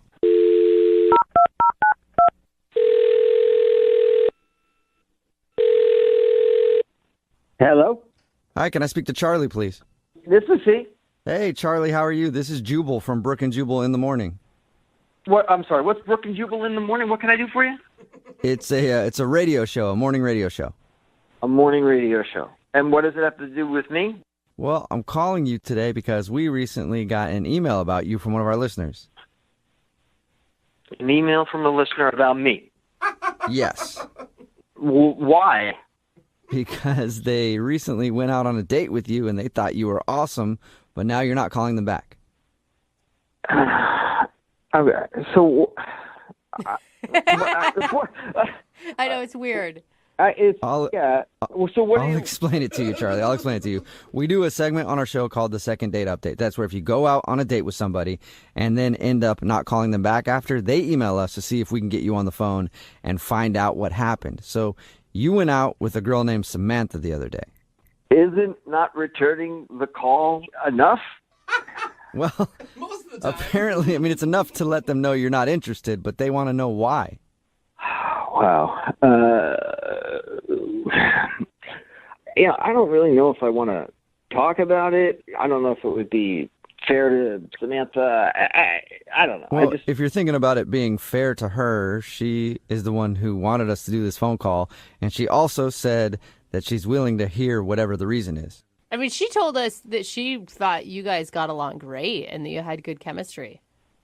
Oh, good chemistry. She said that as well. Well, okay, listen, she didn't say that specifically. That's how I interpreted what she said about the date. Like that you laughed, it was easy. There was yes, even... it was easy to laugh, yes. Whoa! Wait, did you mean that, like, did you just insult? Was that an insult? No, listen. All right, look, I am, this is difficult. I'm not a jerk. I enjoyed meeting Samantha. It's just obvious to me that she has some drama going on in her life, and I don't want to be involved in it. Why is it obvious? I don't know what she told you. Well, she said that you guys got set up through friends, went to a bar, took a picture there, and then hung out for a little while, and that was about it. Took a picture there. Okay, yeah. It was more than a picture. It was like a production shoot. She breaks out a selfie stick, has to take a number of different pictures till she finds the right one, then spends more time putting effects and filters on it and whatnot. I was willing to be like, all right, no, whatever, no big deal. But then I get home, and on Instagram, she's got somebody else tagged, and the quote is what freaked me out. She's like, I want to get specifically. Hold on. She says, "Sorry, Jake. Looks like I've moved on." Nuh-uh. What? You were part of a revenge picture? Oh. I guess so. I don't know what is going on, but there's some kind of drama there, and I don't want to be involved in it. She did not tell us that. She made it sound so innocent, like she was just capturing the moment, and it was no big deal. I don't want to be involved in any of her drama. I've had that stuff in the past, and I am not ready to deal with it. I don't want it. Wow. Dude, Okay, well, you're probably going to really like the fact that she's on the other line listening and wants to talk to you. Not dramatic at all. So, Samantha... What are you talking about? She's on the phone? Yes, she's listening right now. Samantha? Yeah, hi. Oh, my God. So first, Charlie, let me just say that there's absolutely no drama at all to be worried about. And just to explain that post, I recently got out of a relationship, and my ex had done that to me a few weeks ago. And sounds drama-free. Well, right. and so I did it back. But what the point is we both shot our shots off the mast at each other, and it's over. Oh, sure. All right. If I could, and listen, Samantha, I really enjoyed your company, and as I said before I knew you were there, absolutely beautiful girl, but I felt like I had been cast in this role of your boyfriend, and you were shooting like you were just looking for somebody to stand next to you in the Instagram shot. I know.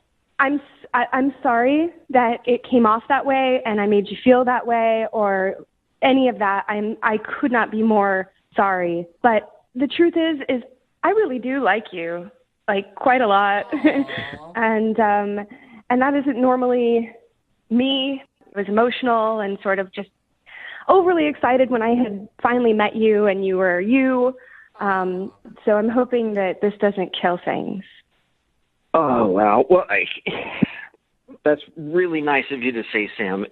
But I was just kind of like, what the hell is going on here? I get it. Yeah, no, but like really, Sam, like what were you thinking when you posted it? Were you thinking about how you liked him, or were you just thinking about getting back at your ex? Honestly, I was like 2 drinks in, rounding the third, and having fun, and I don't know what made me think this is a good time to do this, or that I should at all. Right, because I mean, I think what you said is really nice, but it is a red flag if you're on a date with somebody and you're 2 drinks in and the first thought is your ex, right? Yeah. Right. Well, no, okay, just in my defense, the first thought wasn't my ex. The first thought was, what he said was super funny, and I want to remember this moment. And I took the picture, but then when I started running it through the filters and saw how good it turned out. Okay. Then you thought revenge. Yeah. I mean, I get that. I mean, I've been there. I understand. It's a good pick. But you got to understand that it comes off as a little crazy, right, Charlie? Totally crazy, and it just seems like she's got this thing where she's got to let everybody know, including Jake, that she's going out with somebody else. I don't need this, man. I don't need Jake all of a sudden contacting. Who knows? I don't know how things ended, but all of a sudden I go home. Here I am on her Instagram with a quote that says, "Sorry, Jake, looks like I've moved on." Well, I will say, Charlie, you should be flattered, though, because no girl would post that if you were ugly. You're obviously an upgrade from Jake, because that is the only reason she would text and tag Jake in that. The picture really did come out really great in spite of it all. And I know it was stupid of me to write that caption, and I really hope that I'm not entirely judged by one stupid, buzzed, bad caption. Well, you know? Let's find out. Charlie, would you like to go out with Samantha on another date? We will pay for it. Will you go out with her again? Can it be social media free? Oh. Of course. Yeah. Of course? Yeah, really? I don't know. Yeah. Yeah, I'm not so sure I trust you. Well, give me a chance to build back the trust. I think you can actually trust her, because if she was going to call us and put all this on the air, and if her ex heard, she looks pretty pathetic right now. So she's just risking a lot for this date, I'm saying. Thank you. What do you think, Charlie?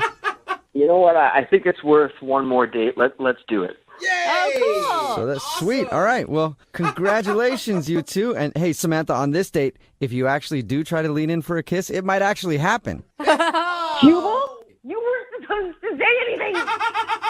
Say what? I just thought maybe you guys could share a kiss. Brooke and Jubal in the morning. Text in, it's 78592. It says anybody that posts a "I'm so over you" picture on Instagram or any social media is proof that they're not over anything. Yeah. It's Brooke and Jubal in the morning. If you missed today's second date update, Samantha wanted to call a dude named Charlie. They went out on a date. She had a great time. Was wondering why he wasn't calling back. Well, on that date, they took a picture, and later on, he went home and saw it on Instagram. He was tagged in it, but so was her ex-boyfriend, saying, "Look at me, I'm moving on." And he didn't want to go out with her again because he's like, okay, that's weird. I don't want to get wrapped up in all this drama. But they worked it out. you know? Yeah. Kind of. He's probably still worried a little bit. And like I said, he's hotter than the boyfriend, so he's got that going for him. True, that was a good point. You know, you're never going to post a picture with somebody uglier and say, hey, I moved on. No, definitely not. At the end of it, they did agree to go out again, and she promised that she won't do that anymore, and she's over her boyfriend, so we'll see where they wind up. Remember, if you want to do a second date update, all you have to do is email the show, and we will call the person who didn't call you back. Moving 92.5. Less than 3.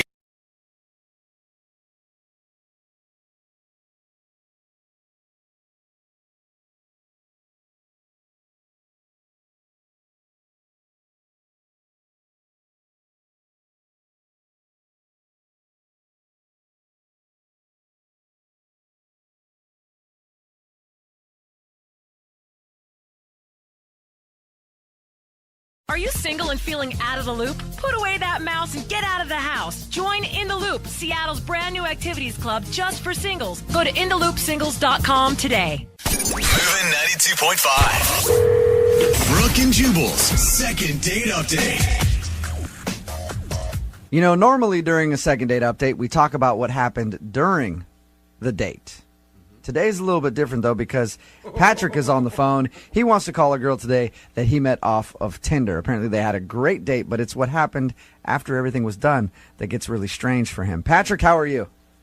Hey, guys. How you doing? Good, man. So you met this girl on Tinder?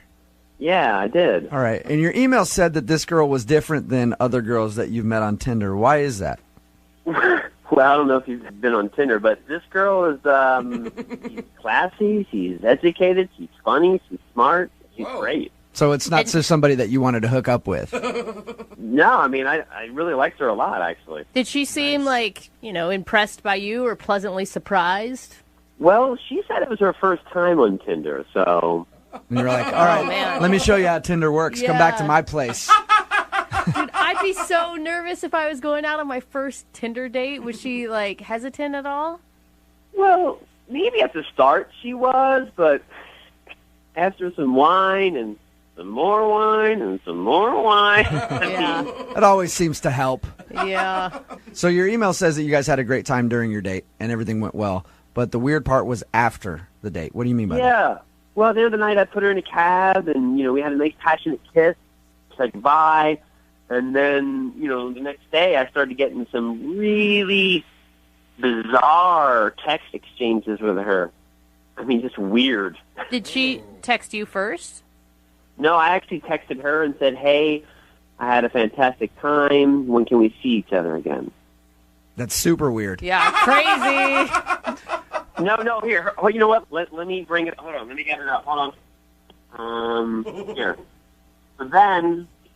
her response after I said that was, would you go to South America with me?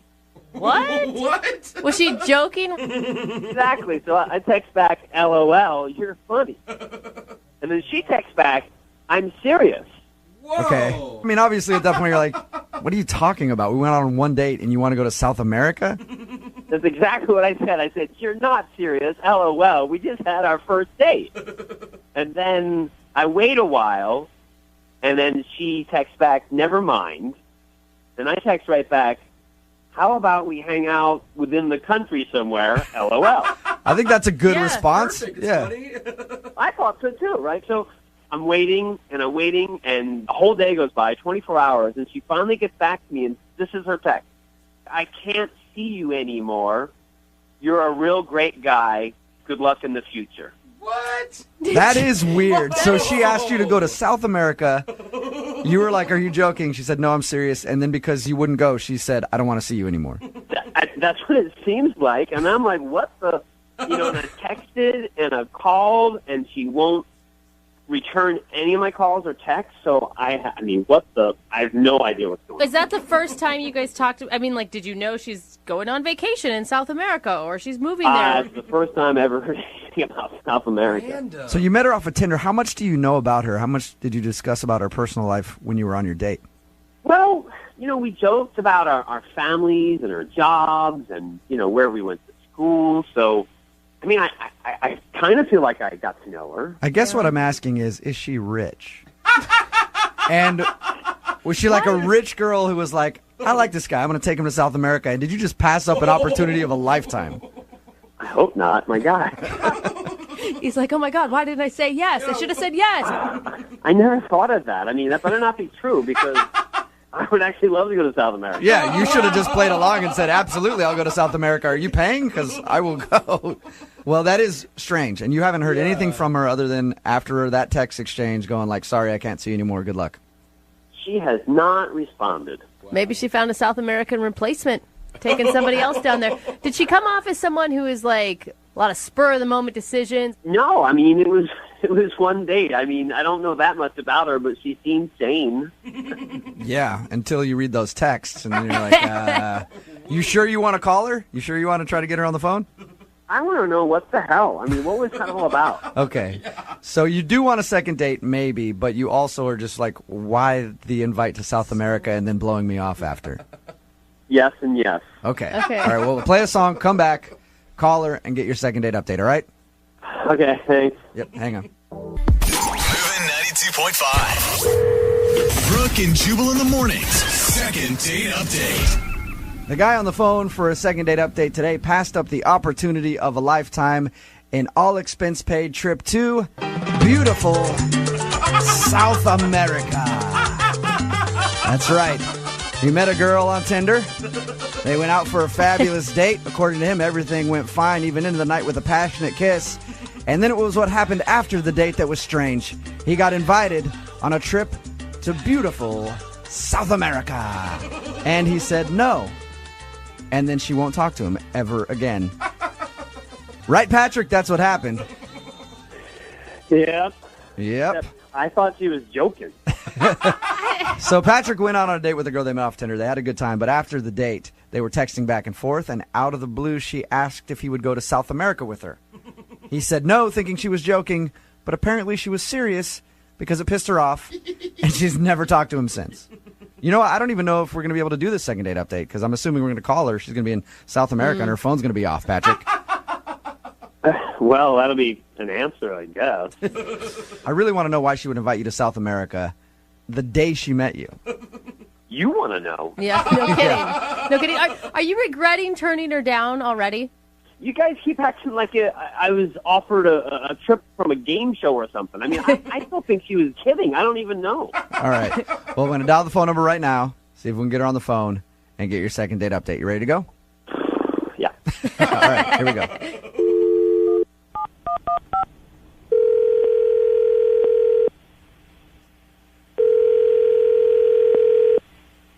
Hello? Buenos dias. Can I speak to please? Yeah, this is. Hi, how are you? This is Jubal from Brooke and Jubal in the morning. I'm sorry? This is Jubal from Brooke and Jubal in the morning. How are you doing today? I'm sorry, I think you have the wrong number. I didn't sign up for anything, I'm sorry. I know you didn't sign up for anything, but somebody sort of signed you up for something. Okay, well, I'm sorry. If that's true, then you can take me off the list. I'm not really interested. Unfortunately, I can't take you off the list because this is a morning radio show, and you recently went out with one of our listeners, but aren't calling him back. So he asked us to get you on the phone and find out why. I don't know if I'm comfortable with this.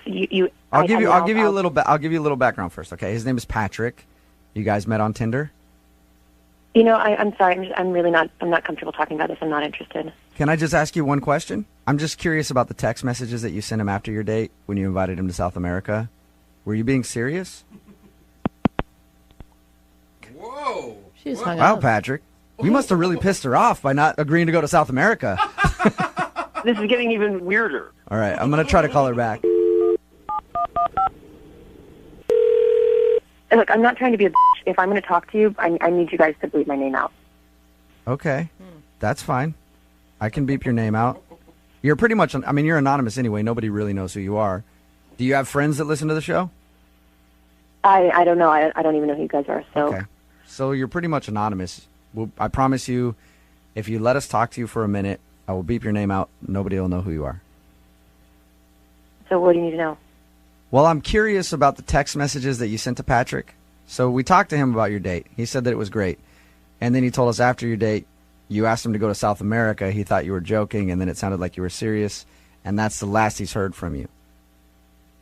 those were private messages, and he probably shouldn't have shared them with you. Okay, but he did, and he liked you a lot, so he asked us to get you on the phone. Do you not like Patrick? No, I thought Patrick was a really cool guy. I thought he was, cute and funny and smart. Okay, and were you serious about the invite to South America? I'm just, my life's been pretty complicated lately, and Okay. it's just, I'm just going through some weird stuff right now, so I don't. Okay, well, I don't want to get into all your personal stuff. I appreciate you taking the time to talk to us. If you liked Patrick, though, can you help us give him some sort of explanation? Because he really enjoyed your time together, so much so that he emailed us to get you on the phone. I feel super shitty. I didn't want him to feel. I don't want him to feel blown off. I don't want him to feel like he's not a good guy. He is. It has absolutely nothing to do with him. It just has to do with what I'm dealing with right now. Okay, can you give me anything that I can say to him, though? Like, just tell me what I can tell him so that he can feel good about it and move on if you don't want to see him again.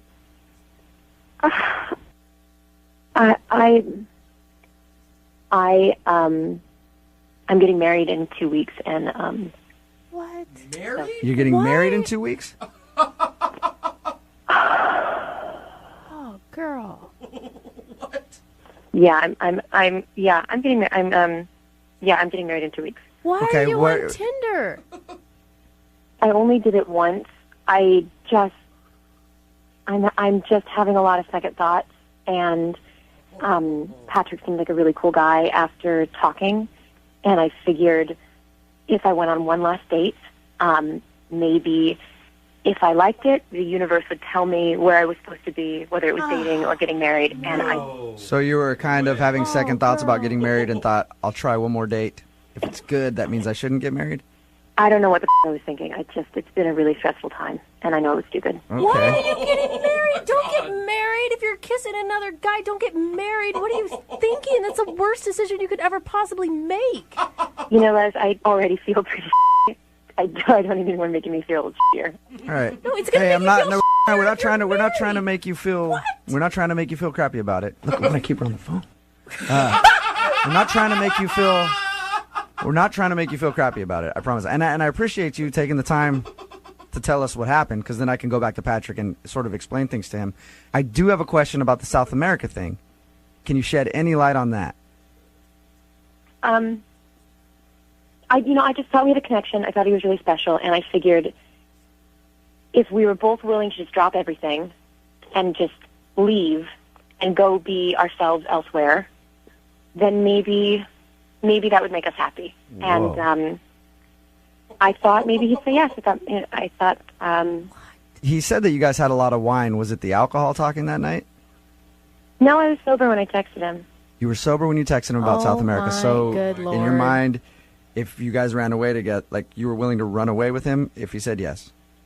I thought if he said yes, that would be where we were supposed to be. Yeah. So you're just going to run away from all your problems, leave everything in the dust. I think it's kind of a thing to say. I'm sorry. Hey, what? Look, I whatever you're going through, you're going through. I appreciate you staying on the phone with us, and I appreciate you talking to us, okay? Yeah, yeah, but I don't want him to think it's him. It's not him. Okay. Well, you can actually tell him that because he's on the other line listening. Is all this really true? Are you kidding me? No, that's Patrick. I'm so confused right now. I'm sorry, guys. This is bullshit. I don't want to talk to. I don't want to talk to you, Patrick. Hannah, I'd love to talk to you. Can we get together or? Oh no! Hello? Wow. Patrick, What? you devil, you.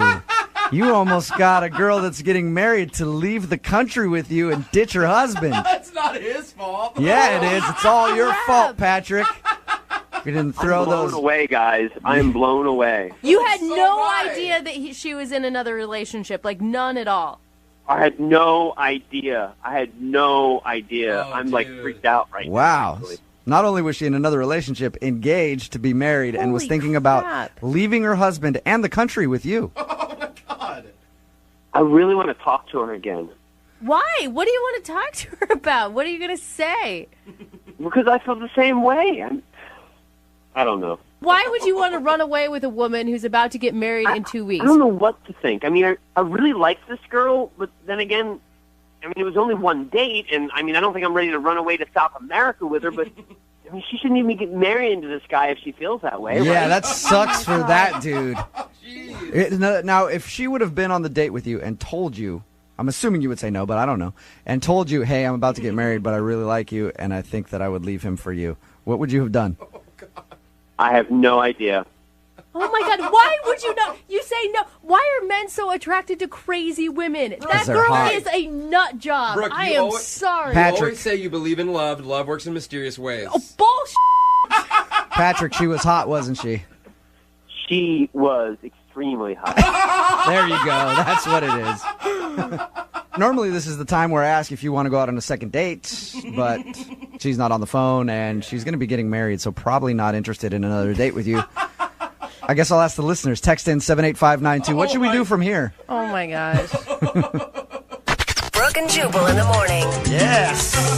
That is what I call a second date success. I don't know if that's the right word. Yeah. Wow.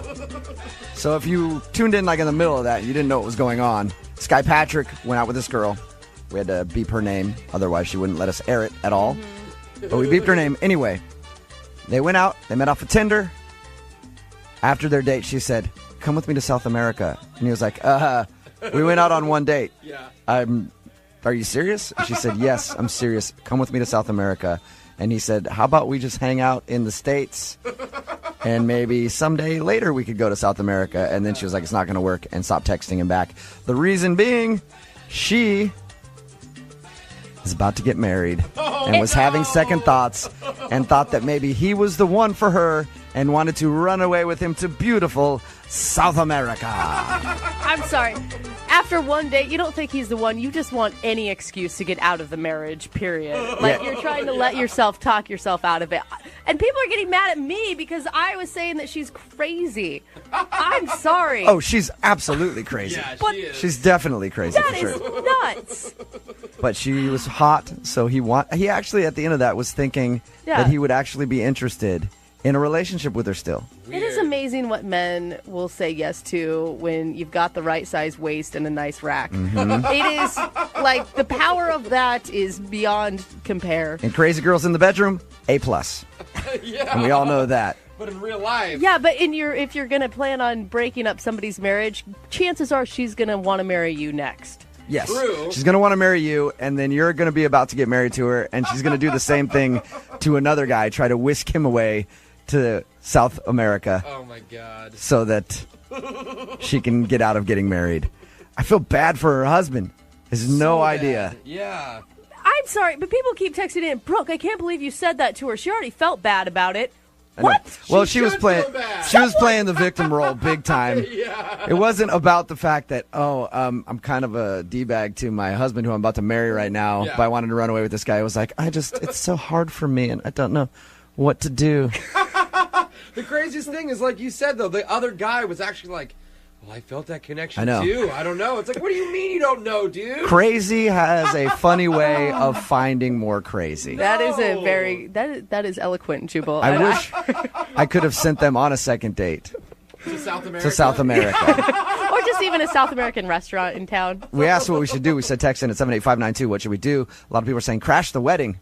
Oh. Show up at the wedding and play the audio of the second date update. My No. God, just give it to the DJ. Another person said pay for that dude to go to her wedding.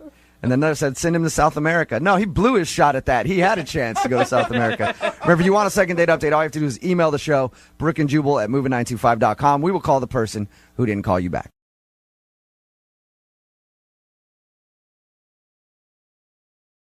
Moving 92.5. Brooke and Jubal's second date update. You know, there's an art to dating. When you go out with somebody and you enjoy your time together, you kind of hang back after the date and don't text right away because you don't want to seem overeager. No, I hate that rule. Well, it's a rule that people abide by, and Jason, who's on the phone to do a second date update today, is hardcore at that rule because he hasn't talked to the girl he wants to call in 2 months. What? Yep. He's doing the 2-month slow play, which I think is a little too long. But Jason, I don't know, man. I don't know exactly what your goal is here. But you want to call her now for a second date update. Why wait 2 months? Well, okay, so I think I'm in a little bit of a unique situation here. See, I went out with this girl, Kathy, 2 months ago, and we went to a dinner, and it was okay. Oh, great. So now you're just rating it as okay. I waited 2 months. It was okay. Figured I couldn't find anything better, so now I'm going to call Kathy back. Is that the plan? Well, no, I... Yes. Yeah, it sounds like that's the plan, Jason. Is that the plan?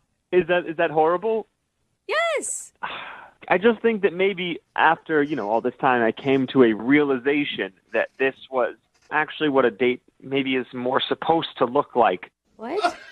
What does that mean, Jason? Because if I didn't call somebody back for 2 months and then I was like, all right, look, I got to get a hold of them, even though it's been a long time, I really liked them, I wouldn't describe them the way you just described the girl that you want to call. What's her name? It's Kathy. Kathy. I wouldn't describe them the way that you described Kathy and be like, yeah, it was, it's good. Well, let me tell you about our date. So we go to dinner, and things are going okay. There were no, awkward surprises in the first 10 minutes. And I'm trying to facilitate conversation and, talk about ourselves. And every single step of the way, the conversation just dies, And it's not like it's the worst date in the world, but it's like that there are these long stretches of silence where, you just want to squirm in your seat and you don't know what you're supposed to do. It sounds like a fabulous date. No wonder you want to call her back. Well, see, that's sort of what I thought. I thought things were not going well because about 30 minutes in, she starts checking her phone. So it doesn't sound like Kathy wants to date you either. So, see, okay. That's what I believed. And then the next morning, she texts me and says, hey, thanks so much for last night. It really meant a lot to me. Hey, that's okay, good. So you're out with her.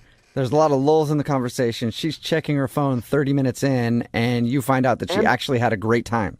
So, I mean, I get that text, and I sort of look at it for a few minutes, and then I think, no way. There's no way I'm going out on another date with this girl. It was bad. Yeah. It was a bad date. It was so weird. Yeah, and you're like, if that's your definition of fun, we have two different definitions of fun, obviously. Exactly. So what made you change your mind? So it's been 2 months, and I've been on dates since then, trying to sort of figure out what is actually good for me. Uh-huh. And every single date has been so much worse than that date. So much worse. So you want to call her after 2 months, not because she was so fantastic, she just wasn't a psychopath. Well, she wasn't a psychopath, and, I didn't have a bad time. It wasn't great, but maybe they say that marriage is like a partnership, sort of like the boring married couple, right? Well, maybe this is that right off the bat, and I can know what to expect all the way down the line. Comfort.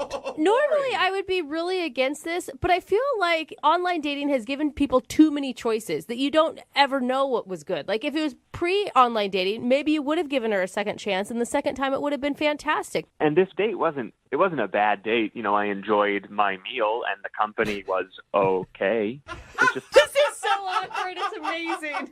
I'm starting to think that okay is what I need, And, I listened to your show, 2-second date update, and I've heard some of the people that are on here before, and I know how bad things can be. And this isn't that, I think this is way better than that.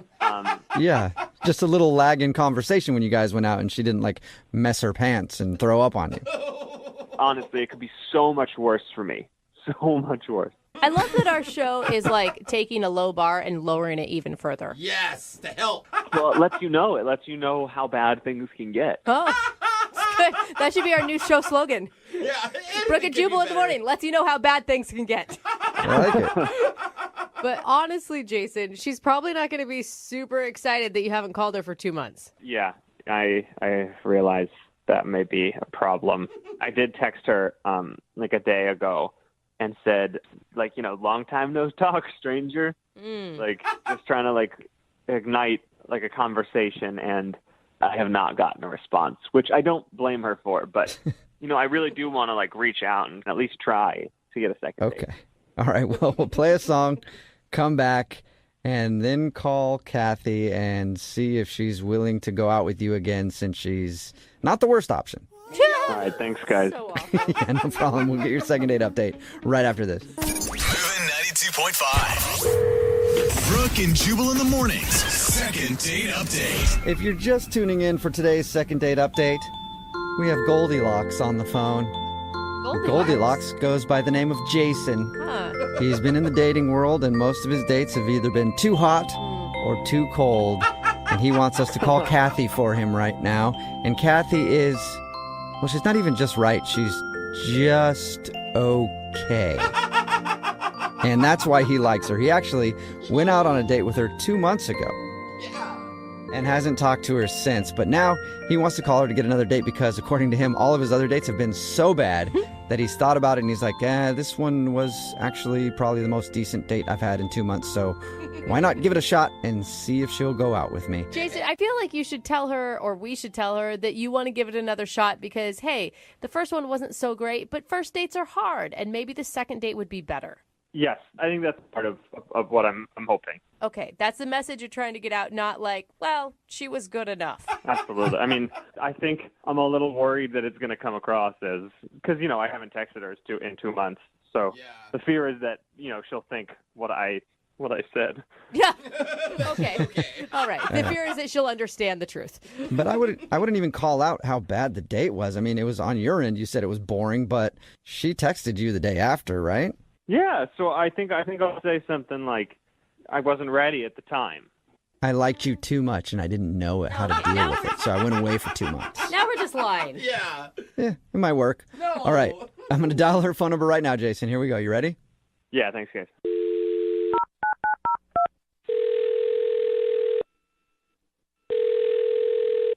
Hello? Hi, can I speak to Kathy, please? This is she. Hey, what's up, Kathy? How are you? This is Jubal from Brooke and Jubal in the Morning. From what? Brooke and Jubal in the Morning. It's a radio show. A radio show? What? Yeah, like the kind that you hear when you're listening to the radio, and then there are people doing a show on there. Good description. We do one of those. Yeah. Okay. And I'm calling you today because we actually got an email from one of our listeners about you. Okay. I know this is weird, but we do a segment on our show called the Second Date Update. That's where if you go out on a date with somebody and then end up not calling them back after, they email us to see if we can get you on the phone and find out what went wrong. Okay. Okay. Your situation is a little different, though, because the guy that wanted us to call you actually kind of blew you off, but he's regretting it now. His name is Jason. Jason, like a few months ago, Jason? Yep, I think we're talking about the same Jason. Yeah. He's calling to get in touch with me now? Yeah, he emailed us and said that he really enjoyed your date, and he doesn't really know why he took so long to get back to you, but he tried to text you the other day, and now you haven't texted him back, so he thought he'd enlist our help to see if we could get you on the phone and find out if you would like to see Jason again or if you enjoyed your time with him. Huh, that's actually pretty funny. That was actually a pretty big night for me, weirdly enough. The date you had with Jason was a big night? Yeah, kind of. It's just weird that he's asking now. I mean, like, why wait like 2 months? That's okay. That's what we said. What was so big about that night for you? Well, honestly, that night I kind of came to the conclusion that I was more interested in women than men. Whoa, what? Oh. Like you came out of the closet that night? Well, I mean, that came like a week or so later, but that night I realized, what it was that I actually wanted. Whoa. Good for you. Wow. Way to find And your truth. How did that hit you all of a sudden while you're out with Jason? I just kind of felt like the whole time on our date, I was just kind of bored. Like, I felt like I was really grasping at things to talk about, and they just, nothing was really landing. And over the course of the evening, I just kind of felt like I was more interested in, looking at our waitress than I was at Jason. Was this something you were thinking about like prior, or it was literally everything happened that night? I think I had a little bit of confusion, but I just have been dating men my whole life, and I just, I felt like this was what I was supposed to be doing, and then it was just that night I was just like, what am I doing? Clearly, I'm continuing to date guys that I'm not interested in. Why am I not interested in them? Maybe because I'm not interested in men in general. Wow. Good on you, Kathy. So, but I'm confused, though, because you said that you texted him the next morning, like, praising your night with him. Well, I honestly just wanted to thank him. Like, I really woke up that next morning just feeling like a whole new person. And I wanted to thank him because I feel like that was the turning point for my life. Like, I feel like I know who I am now. That's amazing. He read your text completely wrong. He thought you were texting him saying how much fun you had on the date, not that your date was so boring it made you switch teams. Oh, my God. He thought that I meant, like, that I had a good time. Yeah. Yeah. Oh, I meant, like, thank you for helping me figure out my life. Right. Thank you for helping reveal my truth. Not for all the laughs. I'm sure he'd be shocked to know that that's what that text meant. And you might be shocked to know that he's on the other line listening and wants to talk to you. Oh, no. Jason? Yeah, shocked is an understatement, man. Jason, I'm sorry. I can't believe this. You're telling me that I, like, because you went on a date with me, you realized that, I mean, it's not there's anything wrong with you. Well, there is. There's a big thing wrong. Well, there's a thing wrong with Jason. You've been with guys before, though. I don't understand why, why it was your night with me that changed everything. Like, what was I doing so wrong?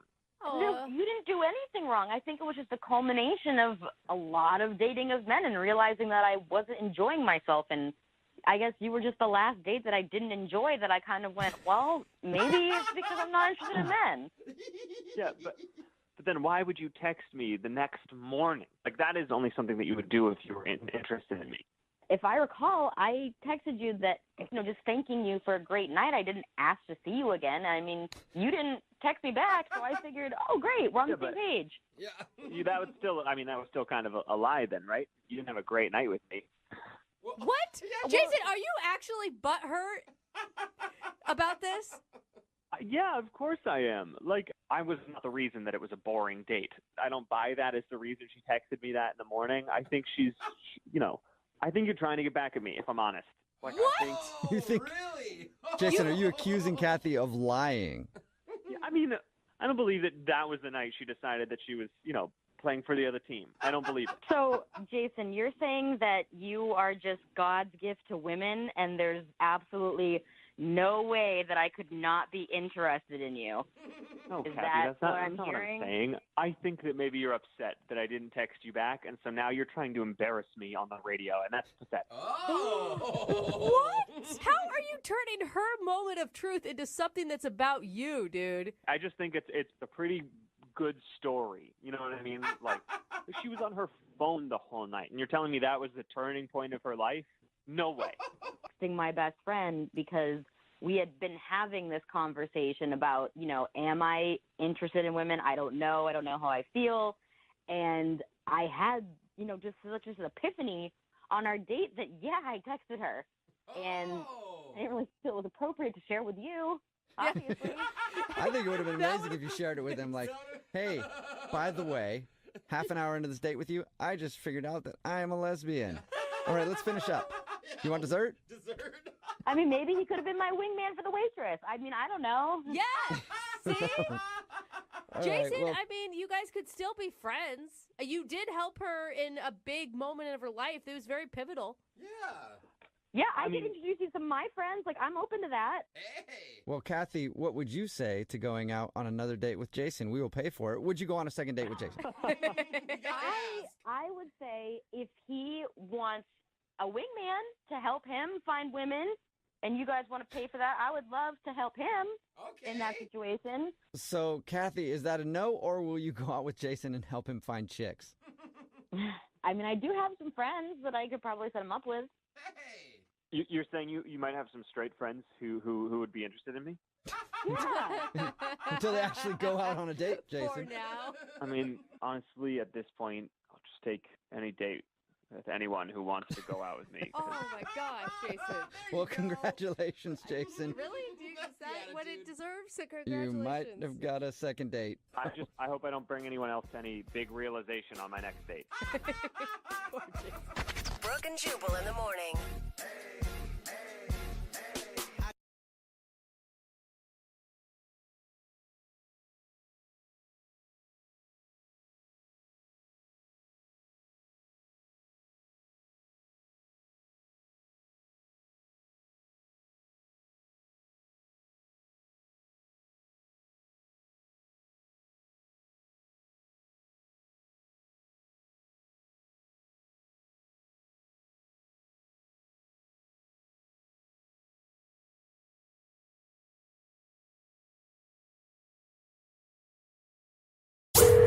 Second date update. We have one of our listeners named Brian on the phone for a second date update today, and I'm actually really interested to talk to him. Okay. Because in his email, Brian says he actually met his date the old-fashioned way. That's nice. I know. Yeah. So, Brian, you clubbed her and dragged her back to your cave for a marriage?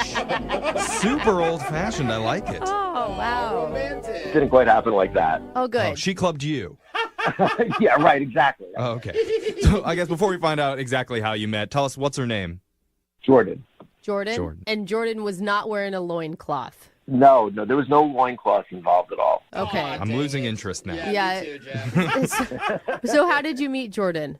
Well, the old-fashioned way was that my mom introduced us because she works with her. Oh, and then your mom offered her 4 cows. Mm-hmm. Exactly. Yeah. Dude, that's Okay. risky. So wait, your mom works with her and your mom's like, you need to date my son. And she actually agreed?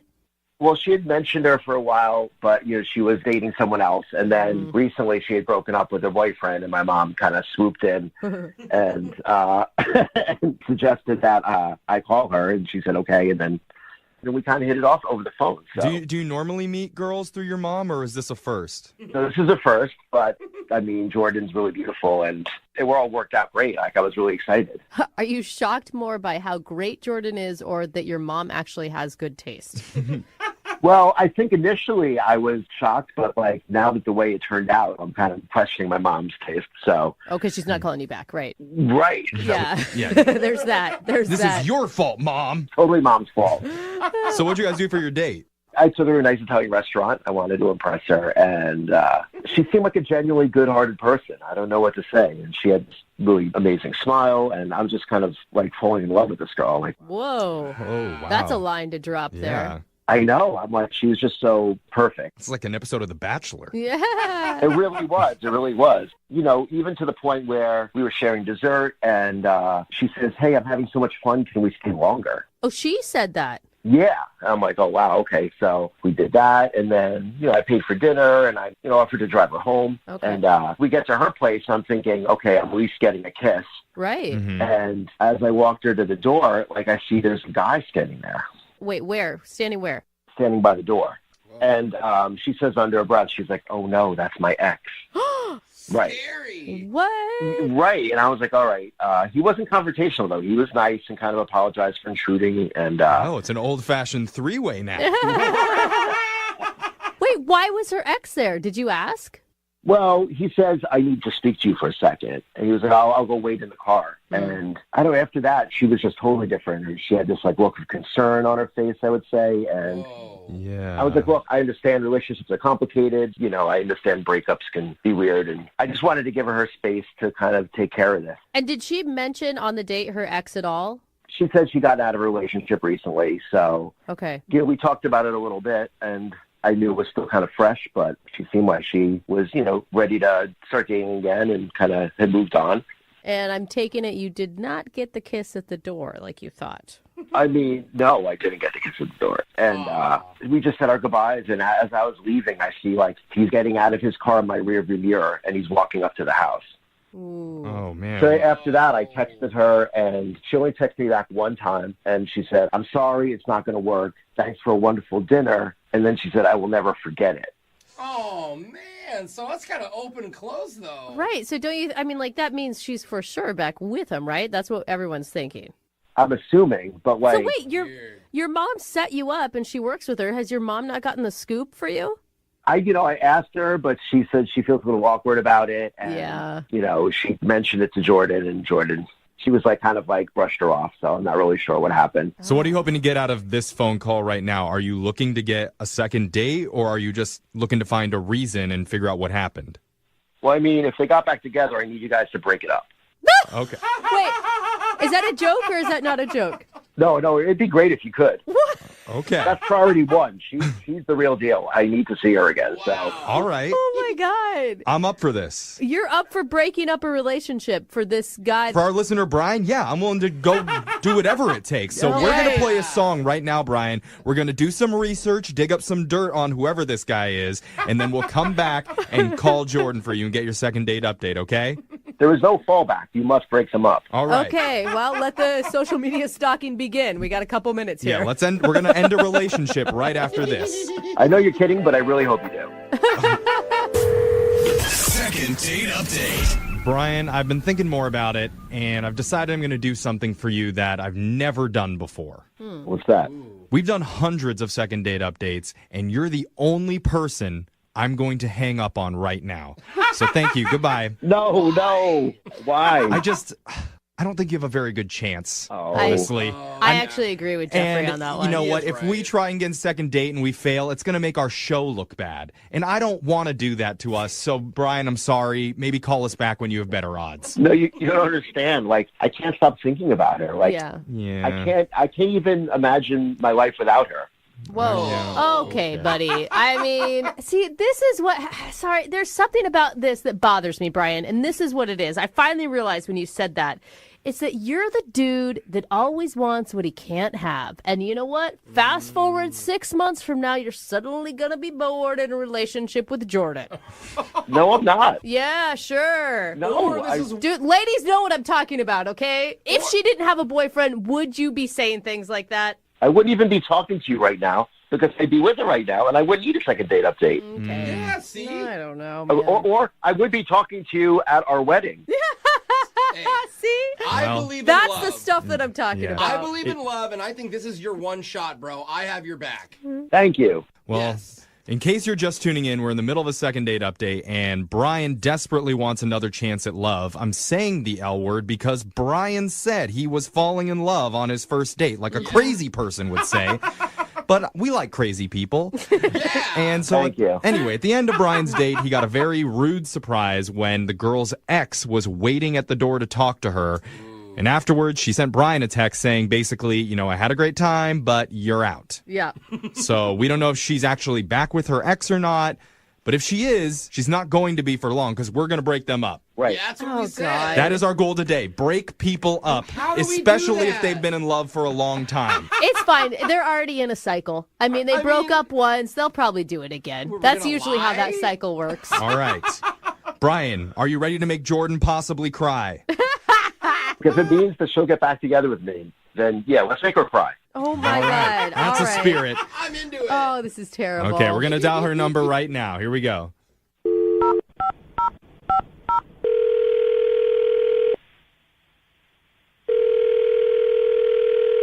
Hello?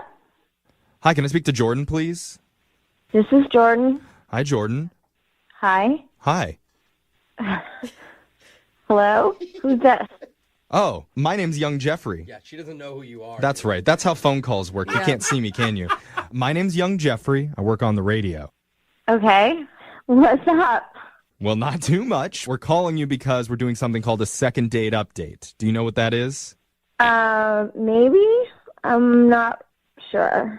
Well, to jog your memory, in case you might know, it's a segment that we do where someone who's getting blown off emails us and they ask us to call the person they recently went on a date with to find out why they're not getting in contact with them anymore.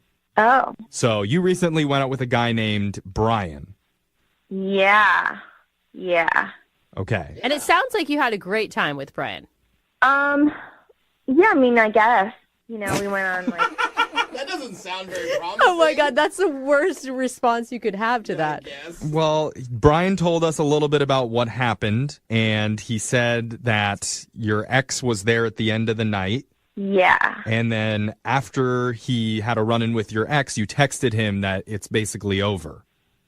Well, I mean, it's been really hard. Like, Brian's a really nice guy. Yeah. I mean, I didn't want to hurt him or anything, you know, just things happen in life, so. So you hurt him. And it was just, it was just one date. I mean. Yeah.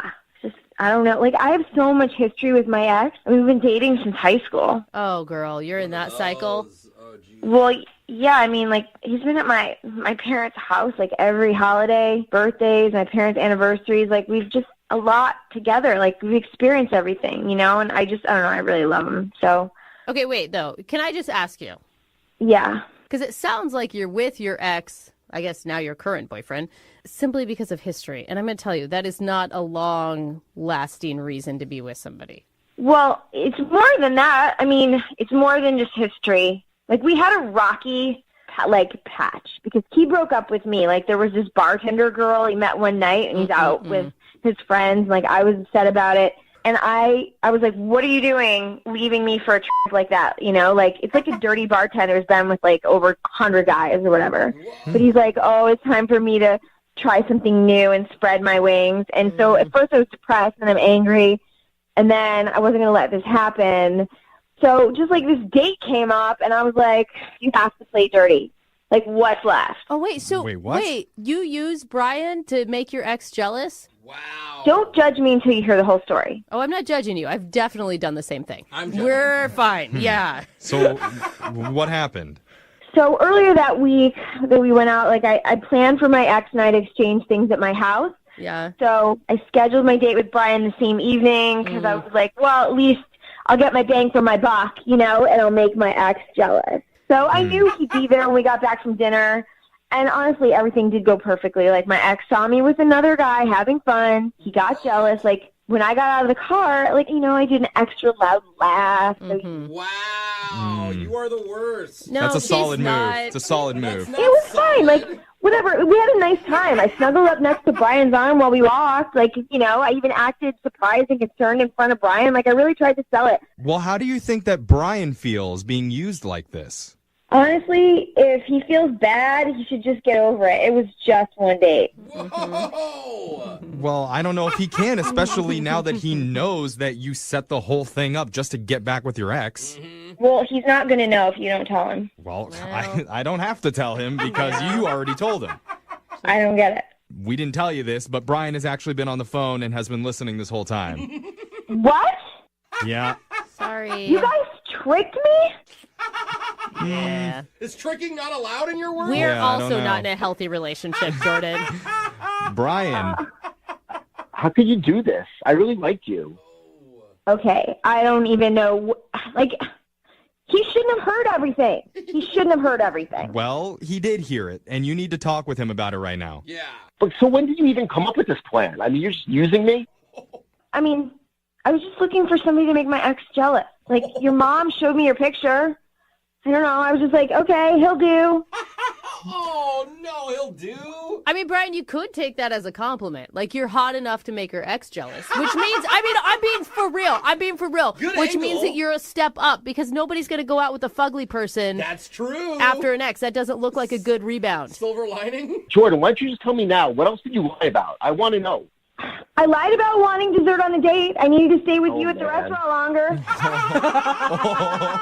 I thought we had a moment there. That was a lie. I was just trying to time it. Well, The creme brulee was a lie? Wait, so you never felt anything at all towards me? I honestly don't know how I'm going to trust anyone ever again after this. Oh, no. stop being dramatic. It was one date. We didn't even kiss. You're overreacting. Oh, man. I am so with Jordan on this one. Brian. You're with her? You're supposed to be helping me right now. Man. What is going on here? Yeah, bro. You're never going to trust anyone again after your first date lied to you. I mean, it's kind of like newsflash. Everybody lies on a first date at in some way. Sometimes you click, I know. right? Brooke is never honest with her husband, and that's how she got married. It's not that. It's just like... It's the key to a successful relationship. Zero truth. I'm just saying it didn't work out, Brian. You were dropping a lot of big words after barely knowing someone and obviously not knowing anything about them. it doesn't change how I feel. I mean, I feel like I was duped. Like, it just isn't right. That's fair. That's fair. I'm giving you that's fair. Yeah. You did a really good thing. Like, I have to thank you because without you, I wouldn't have gotten back together with my ex. Oh, so that's really nice of you. rubbing it in. No, he's a matchmaker. Yes. You're such a Whoa. Okay. All right. And I let's think back it up, I Brian. think that is the right time to ask if you guys would like to go on a second date. We will pay for it if you guys go out. Yeah, if I ever need you again, are you okay if I call? No. Oh, man. I'm sure he'll cheat on you soon anyway. Oh, come God. It's getting Oh, dirty. just get over it. Get over it, Brian. He's probably cheating on you right now while you're on this call. Oh, God. All right. Well, Okay. okay. Well, so no second date for you, Brian. Sorry, but you know what? I feel really bad for you. Yeah, Like, you great. shouldn't have been put through this situation. And I'm sure that one of our listeners would love to lie to you two to get back with their ex. So text in 78592. Oh, man. Would you like to go out with Brian and get back together with your ex? We'll pay for it. I hear you're good arm candy, Brian. Oh, God, you guys. I hate you guys so much. Aw, that's sweet.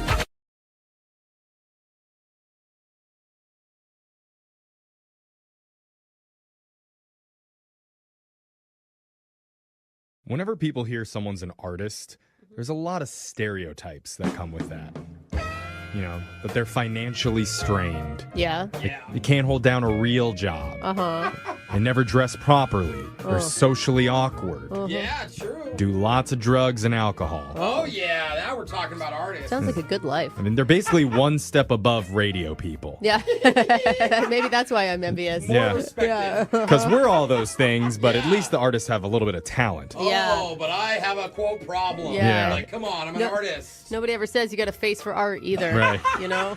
So I feel very, man. very honored to be speaking with a real artist who needs our help with a second date update today.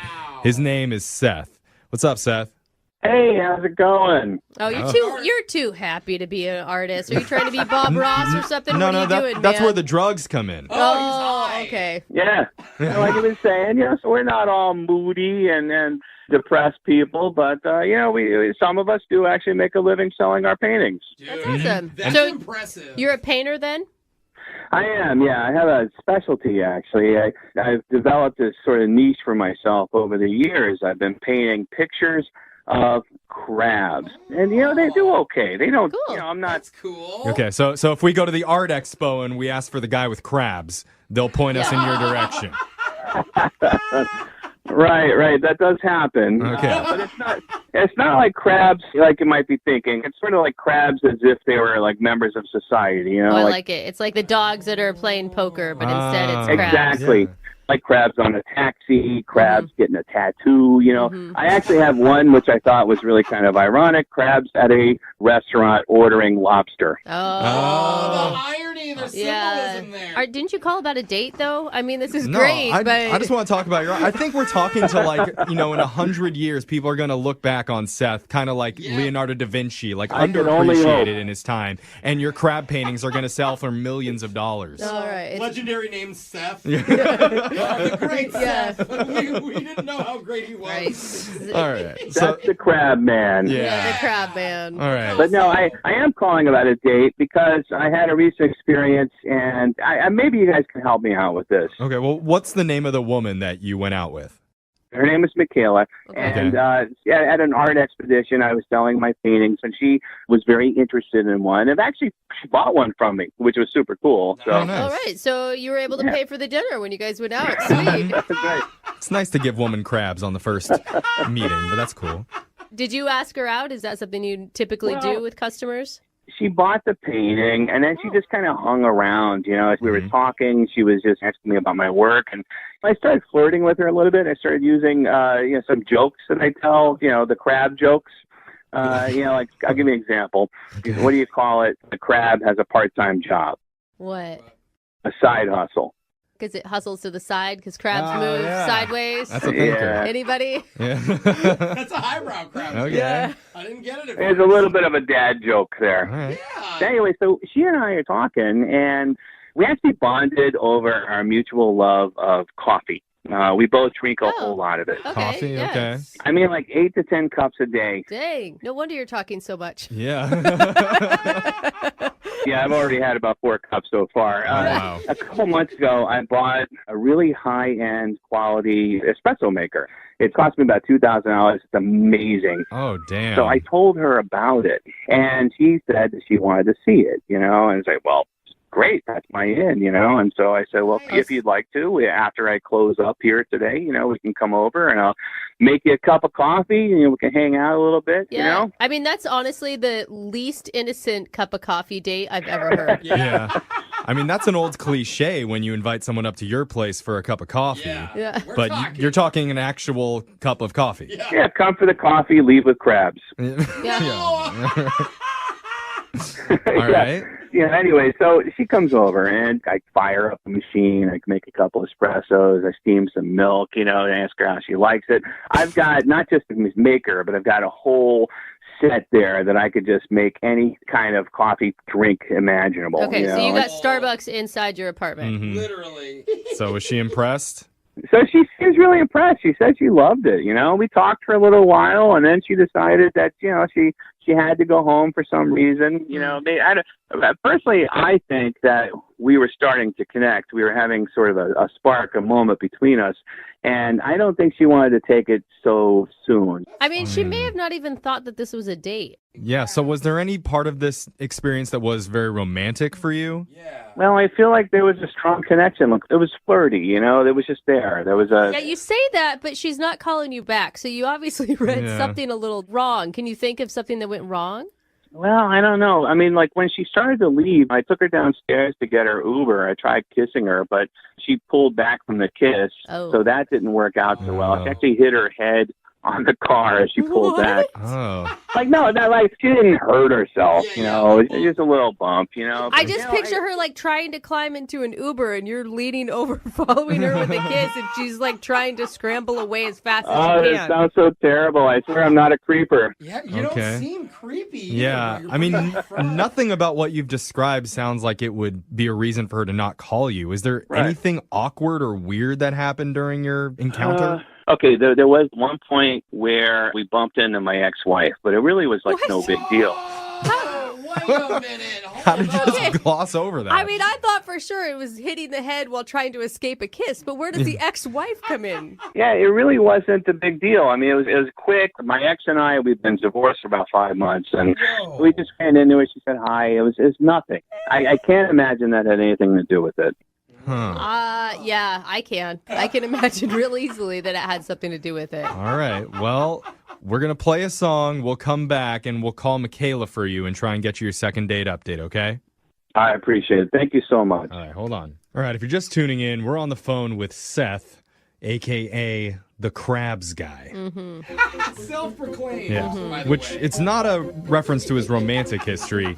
Seth's an artist that specializes in painting crabs in human-like situations. I love it. I want to buy one. Yeah. I kind of like it too. One pincher is bigger than the other. It Right. just kind of makes a funny dynamic. Yeah, just imagine just crabs playing basketball, crabs eating tacos. Oh, crab eating tacos. Yeah, you get it. He I does love does all the funny things that crabs do in human situations. Yeah. So Seth met a woman named Michaela while selling his art in an expo, and they had a nice day together. She bought one of his paintings. They bonded over their mutual addiction to coffee. He even showed her his $2,000 espresso machine back at his place. And there was an awkward moment at the end of the night where he tried to kiss her at her Uber, and she pulled back and ended up hitting her head on the car door. Ouch. God. But beyond that, he's not really sure what could have caused this date to You're leaving end poorly. something out. Yeah, he like nonchalantly adds at the end that he ran into his ex-wife, Oh, who right. he's only been divorced from for like 5 minutes. Yeah. Or 5 months, whatever, same difference. Yeah. Yeah, he did drop that in there too. So one of those things must be the reason. No But wonder he can't figure it out. what are you feeling here, Seth? Yeah, I don't know. I really hope that you guys can convince her to see me again. I think she was a lovely person, and we hit it off, and we had a great time. You didn't describe your interaction with your ex-wife at all. Like, I feel like we need some sort of background on that before we call this girl. Yeah. Honestly, it was so inconsequential. I mean, it was nothing. It was just sort of like a high and by kind of moment. All right. Okay. Well, I don't know. I mean, it's only 5 months. Whatever. let's All right, call if you say Michaela so. and see what she has to say, because we could speculate about this all day. Sure. We just got to get to the bottom of it and make a call. You ready to do this, Seth? Yeah. All right. Let's dial the phone number right now. Here we go.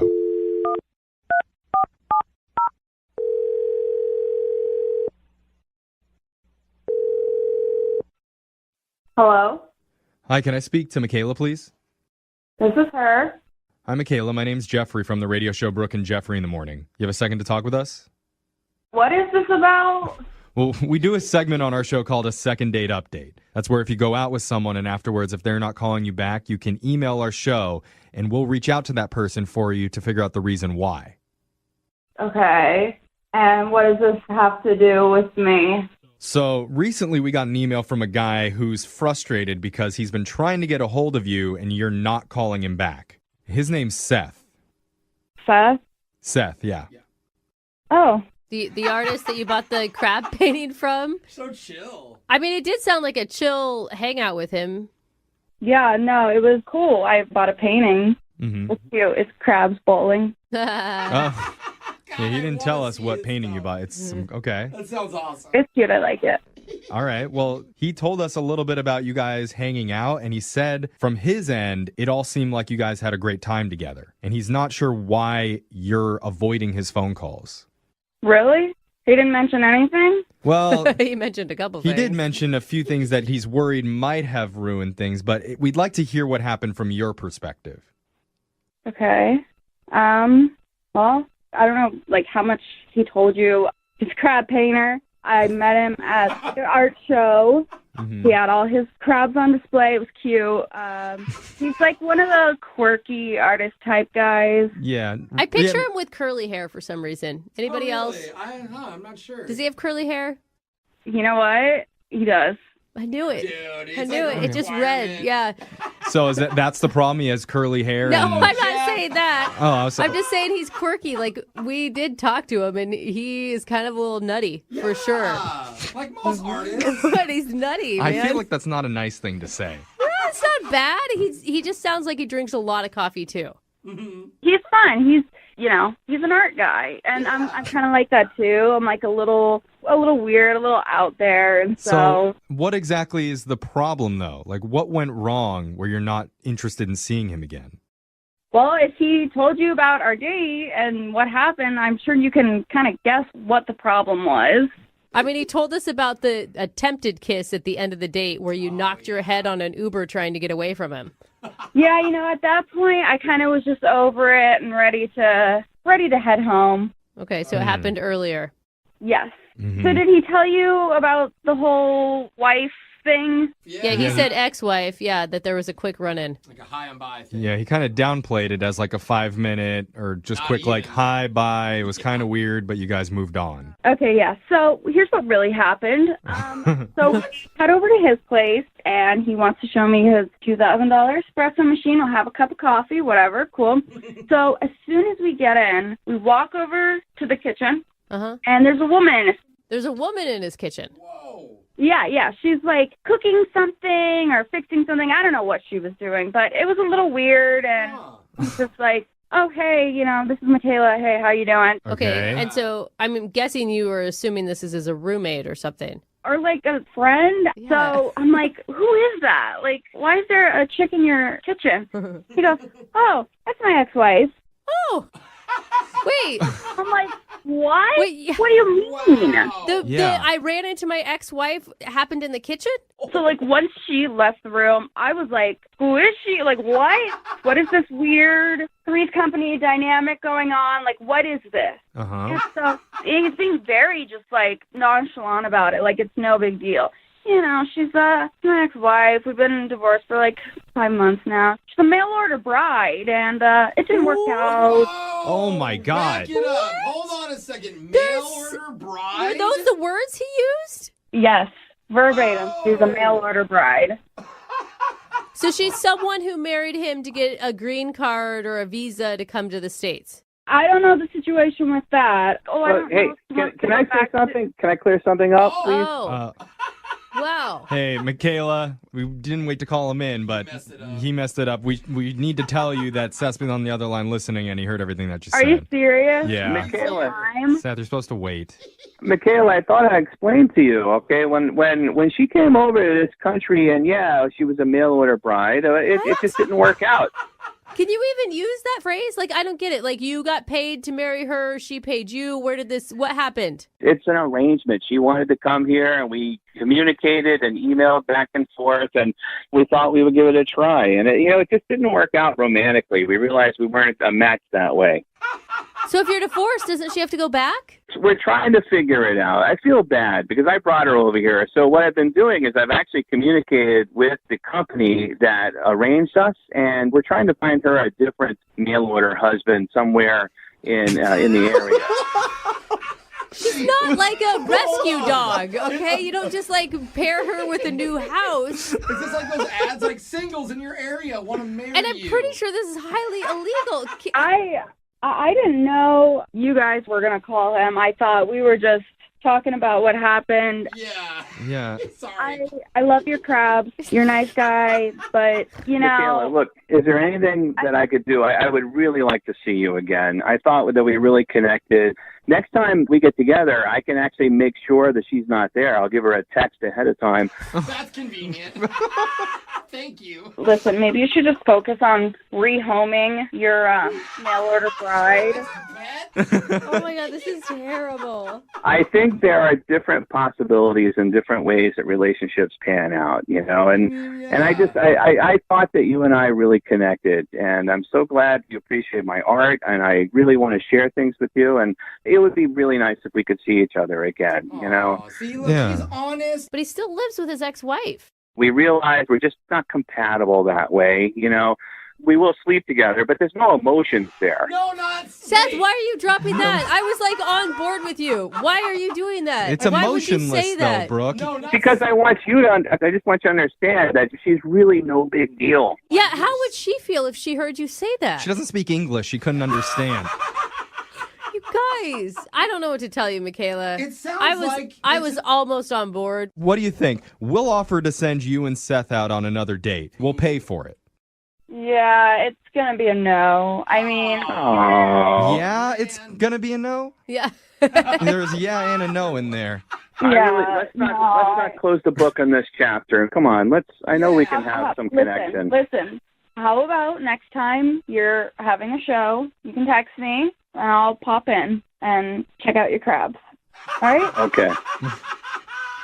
No to All the date, right. yes to the crab. Confusing, but we'll take it. Yeah. Is that successful? I guess it's as good as it gets. If that's all I can get, I'll gladly see you again at my next art show. Okay. Well, there you go. Right. And I hope you love your crab bowling. I've never been happier about a man giving me crabs before. Yeah. It's crab-tivating, if anything. Brooke and Jeffrey in the morning. Weekdays 6 till 10. 104.9 Virgin Radio.